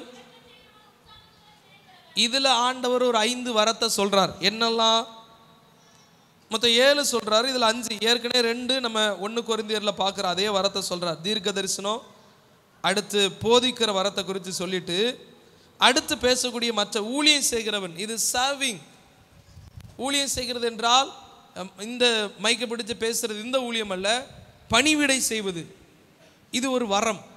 பணிவிடை செய்வது, புத்தி சொல்லுவது, கவுன்சிலிங் கொடுக்கிறது, அது ஒரு வரம். நம்ம நாளைய தினத்தில் வரத்திற்கும் திறமைக்குள்ள வித்தியாசத்தை நம்ம நாளைக்கு கவனிப்போம். இன்னைக்கு இது குறிச்சுக்கோங்க. 5 விதமான 5 வரத்தை இதில் பேசியிருப்பார். சபை பக்தி விருத்தி அடைவதற்காக இது கொடுக்கப்பட்ட வரம். பகிர்ந்து கொடுக்கிறது, வஞ்சனை இல்லாமல் கொடுக்கிற ஒரு வரம். வஞ்சனை இல்லாமல் முதலாளியானவன் அப்படின்னு போட்டிருக்கிற இடத்துல லீடர்ஷிப், சபையில் சில பொறுப்புகளை கொடுக்கிறது, அது ஒரு வரம். லீடர்ஷிப் குவாலிட்டி, அது ஒரு வரம். இரக்கம் செய்கிறவன், இது ஒரு வரம். இதில் எத்தனை வரங்கள் இருக்குது? 5 விதமான. புத்தி சொல்லுதல், பகிர்ந்து கொடுத்தல், பணிவிடை செய்தல், தலைமைத்துவம், இரக்கம் செய்தல். இந்த 5 விதமான வரங்கள். 5 வரங்கள் என்னது? 2 விதமான வரங்கள் நம்ம கவனிக்கலாம். இந்த 2 விதமான வரங்களுக்குள்ள வார்த்தை வரங்கள், வல்லமை வரங்கள் அப்படின்னு சில பகுதிகள் நம்ம கவனிக்க முடியும். இந்த மெயினான 2 வரங்களுக்கு கீழே தான் மற்ற எல்லாமே வரும். ஸோ தீர்க்க தரிசனம் சொல்றது ஒரு வரம் நம்ம கவனிச்சுட்டு இருந்தாலும், இந்த சேவானும் இந்த பிலிப்புக்குள்ளேயும் ஒரு வரம் இருந்துச்சு, பணிவிடை செய்கிற வரம். அல்லேலூயா சொல்லுங்களேன், சத்தம் அல்லேலூயா. ஒரு மனிதனுக்கு கர்த்தர் அவனுடைய வாழ்க்கையில் ஈடுபடும் பொழுது ஒரு வரத்தை மாத்திரம் தருகிறவர் அல்ல, வரங்களை தருகிறவர். நிறைய வரத்தை கர்த்தர் தருவார். நம்ம என்ன எனக்கு கொடுக்கணும்னு ஏவுது, நான் கொடுக்குறேன், அவ்வளோதானே, அது ஒரு வரம். அல்லேலூயா சொல்லுங்களேன். நான் கவுன்சிலிங் தானே கொடுக்குறேன். சிலர் பாருங்க, அவங்க ஆலோசனை கொடுத்தா பெரிய பெரிய பிரச்சனையெல்லாம் ஈஸியாக சால்வ் பண்ணிடுவாங்க. அது ஒரு வரம். ஆமென் சொல்லுங்களேன். ஆண்டவருடைய நாம் மகிமைப்படுவதாக. நம்ம தீர்க்க தரிசனம் சொல்லலையே, இதெல்லாம் வரம் இல்லை போல அப்படின்னு நினச்சிடாதீங்க. கர்த்தர் விசேஷமான வரம். உங்களுக்கு சிலரை பார்த்தா, சிலர் பரிதபிக்கப்பட்டு நின்னா உங்களுடைய இருதயம் கலங்குதா, கர்த்தர் உங்கள் மேலே இரக்கம் செய்கிற ஒரு வரத்தை வச்சிருக்கிறார். அல்லேலூயா சொல்லுங்களேன். நம்ம 1 கொரிந்தியர் 12 மட்டும் பார்த்துட்டு இது மட்டும் தான் வரோம் அப்படின்னு நினச்சிடக்கூடாது. இங்கு மற்ற வேத பகுதியிலையும் பார்க்கணும். கர்த்தர் வரங்களை வச்சிருக்கிறார். சில இடங்களில் அப்போஸ்தல ஊழியங்களை வரங்களை போல செயல்பட வச்சிருக்கிறார். போதக ஊழியங்கள், மேய்ப்பர் ஊழியங்கள், சுவிசேஷ ஊழியங்களை வரங்களை போல செயல்பட வைக்கிறார். இதெல்லாம் சுவிசேஷ வேலைக்காக வெளியே செய்ய வேண்டியது. இன்னொருத்தனை சபைக்குள்ள கொண்டு வருகிறது, சபைக்குள்ள சேர்ப்பதற்காக தீர்க்கதரிசனம் எதுக்கு சொல்றோம்? வெளியே இருந்து கொண்டு வருது. ஆனா இந்த வேலை சபையை பக்தி விருத்தி அடைவதற்காக கர்த்தர் கொடுத்திருக்கிற வரங்கள். அல்லேலூயா சொல்லுங்களேன். சத்தம் அல்லேலூயா. எத்தனை விதமான வரங்கள் இருக்கு சொல்லுங்க? 2 விதமான. என்னென்ன வரங்கள்லாம் சொல்லுங்க பார்க்கலாம். சுவிசேஷ வேலைக்கான வரங்கள், அடுத்து சபை பக்தி விருத்தி அடைய செய்கிற வரம். என்னது? சுவிசேஷ வேலைக்கான வரங்கள் மொத்தம் எத்தனை இருக்கு? 9 இருக்கு. சபை பக்தி விருத்தி அடைய செய்கிற வரம் எத்தனை இருக்கு? 5 வரங்கள். ஓகேவா? இதில் இன்னும் சுருக்கமாக 5 நிமிடத்தில் நான் ஒரு காரியத்தை சொல்லி நான் ஜெபித்து நிறைவு செய்ய விரும்புகிறேன். வரங்களை குறித்த தெய்வீக நோக்கம் எழுதிக்கோங்க. வரங்களை குறித்த தெய்வீக நோக்கம். வரங்களை குறித்த தெய்வீக நோக்கம். எனக்கு நேரம் சரியாக 4 நிமிஷம் இருக்கிறதுனால இதை நான் பாயிண்டாக நான் சொல்கிறேன், நீங்கள் குறித்து கொள்ளுங்க. கர்த்தர் நாளை தினத்தில் இன்னும் விளக்கமாக நம்ம கற்றுக்கொள்வோம். அதில் முதல் பகுதி மாத்திரம் எழுதிக்கோங்க. நாம் ஆசீர்வாதமாய் இருப்பதற்கு. வரங்களை குறித்த நோக்கம் என்னது சொல்றேங்க? நாம் இன்னைக்கு நிறைய நேரங்கள் இந்த வசனம் தவறாய் புரிந்து கொள்ளப்படுகிறது. நாம் ஆசீர்வாதமாய் இருப்போம் அப்படிங்கிறதும் ஆசீர்வதிக்கப்பட்டு இருப்போம் என்பது வேற. ஆண்டவருங்க, நீ ஆசீர்வாதமாய் இருப்பாய் சொல்றதும் நீ ஆசீர்வதிக்கப்பட்டு இருப்பாய் சொல்றதும் வேற. ரெண்டுக்குமே வித்தியாசம் இருக்கு. கவனிங்களேன். இப்போ நான் உங்களுக்கு பிரசங்கம் பண்றேன்னா உங்களுக்கு நான் எப்படி இருக்கேன்? ஆசீர்வாதமா இருக்கேன். உங்களுக்கு நான் பிளஸ்டா இருக்கேன், ஆசீர்வாதமா இருக்கேன். நம்ம இன்னைக்கு என்ன நினைக்கிறோம்? ஆசீர்வாதமா இருப்பான்னு நம்ம வீட்டில் காரெல்லாம் பெருகுன்னு நினைச்சிடறோம், நம்ம வீட்டில் பைக் எல்லாம் பெருகுன்னு நினைச்சிடறோம். இல்லைங்க, கர்த்தர் நமக்கு கொடுத்திருக்கிற வரம் நீங்க இருப்பதினால இன்னொருத்தருக்கு ஆசீர்வாதம். அல்லேலூயா சொல்லுங்களேன். ஆபிரகாமை பார்த்து இன்னும் சொல்றாரு, ஆதியாகமம் 12 வாசிக்கும் போது, நீ ஆசீர்வாதமா இருப்பாய். நம்ம இதெல்லாம் காரு முன்னாடி, பைக்கு முன்னாடி, வீட்டிலலாம் எழுதி போட்டுறோம். வசனம் என்ன சொல்லுதுன்னா, நீ இருக்கிறதுனால இன்னொருத்தருக்கு பிரயோஜனம். ஆனால் ஒருத்தருக்கு ஒரு நன்மையும் செய்ய கிடையாது. எல்லாத்தையும் அமிக்கி வச்சுக்கிட்டு நான் ஆசீர்வாதமா இருப்பேன். என்னங்க வசனத்தை புரிஞ்சுக்கிறீங்க? You will be blessed, you will be blessing. ஆண்டவர் உங்களை ஆசீர்வாதமா வைக்கிறார். அப்படின்னா என்ன? 3 இடத்துக்கு ஆசீர்வாதமா வைக்கிறார். முதலாவது குடும்பத்துக்கு ஆசீர்வாதமா வைக்கிறார். எழுதிக்கோங்க. யாருக்கு? முதலாவது அதை நம்ம கவனிக்கும் போது, நோவா அவனுடைய விசுவாசத்தினால் அவனுடைய குடும்பம் முழுவதும் காக்கப்படுகிறது. இப்போ நோவாங்கிற ஒரு மனுஷன் இல்லைன்னா அங்க என்ன இல்லை? பாதுகாப்பு இல்லை. இந்த நோவா எப்படி பாதுகாக்கப்பட்டான்? இவன் தேவனிடத்தில் வசனத்தை கேட்கவும் தரிசனத்தை பெறதுக்கும் ஒரு கிருபை பெற்றிருந்தான், வரங்களை பெற்றிருந்தான். அந்த ஆசீர்வாதம், அந்த கிருபை இவன் குடும்பத்தை பாதுகாத்துச்சு. அல்லேலூயா சொல்லுங்களேன். ஆபிரகாம் ஆசீர்வாதமா இருந்தான், அதனால லோத்து பாதுகாக்கப்பட்டான். நம்ம வசனத்தை தப்பா புரிஞ்சுக்க கூடாது. கர்த்தர் நமக்கு தருகிற வரம் என்பது நான் மற்றவர்களுக்கு ஆசீர்வாதமா இருப்பதற்கு. அல்லேலூயா சொல்லுங்களேன். சத்தம் அல்லேலூயா. வசனம் புரிஞ்சவங்க ஒரு அல்லேலூயா சொல்லுங்க. ஆசீர்வாதமா இருப்போம் குடும்பத்துக்கு, சபைக்கு ஆசீர்வாதமா இருப்போம். எதுக்கு ஆசீர்வாதமா இருப்போம்? எழுதிக்கோங்க. சபைக்கு ஆசீர்வாதமா இருப்போம். ஆசீர்வதிக்கப்பட்டு இருப்பீங்க, அது ஓகே. நீங்க சர்ச்சுக்கு வந்திருக்கிறோம், சர்ச்சில் ஒரு வேலையும் செய்யல, பாஸ்டர் ஆண்டவர் என்ன ஆசீர்வாதமா வச்சிருக்கிறார் சொல்லாதீங்க தயவு செய்து. நீங்க வந்தது நிமித்தமா சபைக்கு ஏதோ ஒரு ஆசீர்வாதம் இருக்கணும். அல்லேலூயா. வராத எதிர்பார்த்தது தான். ஆண்டவர் உங்களை என்ன சொல்லியிருக்கிறார்? ஆசீர்வாதமா இருப்பாய். சொல்லுங்க, எப்படி இருப்பீங்க? இப்படி சொல்லலாம். நீங்க இருக்கிறது உங்களுக்கு பிரயோஜனப்படுறதோ இல்லையோ, மற்றவங்களுக்கு எப்படி இருக்கணும்? சிலர் இப்படி சொல்லுவாங்க, தானும் படுக்கிறது இல்லை, தள்ளியும் படுக்கிறது இல்லை, அப்படி சொல்லுவாங்க. அவனுக்கும் பிரயோஜனம் கிடையாது, மற்றவனுக்கும். பரிசுத்த ஆவியானவர் நமக்குள்ள வந்தாலே நம்மை ஆசீர்வாதமா மாத்திறார். நீங்க இருக்கிறதுனால உங்க குடும்பத்துக்கு பாதுகாப்பு, நீங்க இருக்கிறதுனால உங்க குடும்பத்துக்கு ஆலோசனை, நீங்க இருக்கிறதுனால உங்க குடும்பத்துக்கு தெய்வீக வழி நடத்துதல், நீங்க இருக்கிறதுனால உங்க குடும்பத்தில் அபிஷேகம், நீங்க இருக்கிறதுனால குடும்பத்தில் ரட்சிப்பு. இதுதான் ஆசீர்வாதமா இருப்பது. சொல்லுங்க, முதல்ல யாருக்கு ஆசீர்வாதமா இருக்கிறது? ரெண்டாவது யாருக்கு ஆசீர்வாதமா இருக்கிறது? மூணாவது தேசத்துக்கு ஆசீர்வாதமா இருப்பது. எலியா என்கிற மனிதன், அவன் நிமித்தமா தேசத்துல ஆசீர்வாதம். மோசே என்கிற மனிதன், அவன் நிமித்தமா தேசத்துக்கு பாதுகாப்பு. தாவீது என்கிற மனிதன், அவன் நிமித்தமா அவங்க இருந்ததுனால இந்த நன்மை தேசத்துக்கு கிடைச்சது. அப்போ நீங்களும் நானும் கர்த்தர் நமக்கு கொடுத்திருக்கிற வரங்களின் நோக்கம் என்ன? சொல்லுங்க, இந்த வசனத்தை சேர்ந்து சொல்லுங்க. நான் ஆசீர்வாதமா இருப்பேன். இப்போ உங்க மூளை வேற எதுவும் சொல்லுச்சுன்னா மண்டில கொட்டுங்க, அப்படி சொல்லாத. சொல்ற ஆசீர்வாதம் வேற, தப்பா புரிஞ்சிருக்கிற. சொல்லுங்க, நான் ஆசீர்வாதமா இருப்பேன். அப்படின்னா என்ன? 4 கார் வாங்குவோம், அதுவா? You will be blessing. நீங்க இருக்கிறதுனால உங்க குடும்பத்துக்கு ஏதோ நன்மை. அல்லேலூயா சொல்லுங்களேன். நீங்க இருக்கிறதுனால உங்க ஃபேமிலிக்கு ஏதோ ஒரு காரியத்தை கர்த்தர் செய்ய முடியுது. ஒருவேளை அங்க அன்னைக்கு நோவாங்கிற ஒரு மனுஷன் இல்லைன்னா அன்னைக்கு ஜலத்தில் அழிக்கப்பட்டவர்களுடைய லிஸ்ட்ல அவன் ஃபேமிலியும் போயிருக்கும். இன்னைக்கு நீங்க இருக்கிறதுனால உங்க குடும்பத்துல கார் வந்துச்சு, பங்களா வந்துச்சு, அது இல்லை. நீங்க இருக்கிறதுனால உங்க குடும்பம் ரட்சிக்கப்பட்டுகிறது. அதுதான் ஆசீர்வாதமா இருப்பது. உங்க குடும்பம் ஆசீர்வாதமா இருக்கும். உங்க குடும்பம் இருக்கிறதுனால இந்த தூத்துக்குடி மாவட்டத்துக்கு ஏதோ ஒரு நன்மை அது வரப்போறதல்ல. கர்த்தர்கிட்ட சொல்லணும், என்னை பயன்படுத்துங்க, என் குடும்பத்தை பயன்படுத்துங்க. ஆமென் சொல்லுங்க பார்க்கலாம்.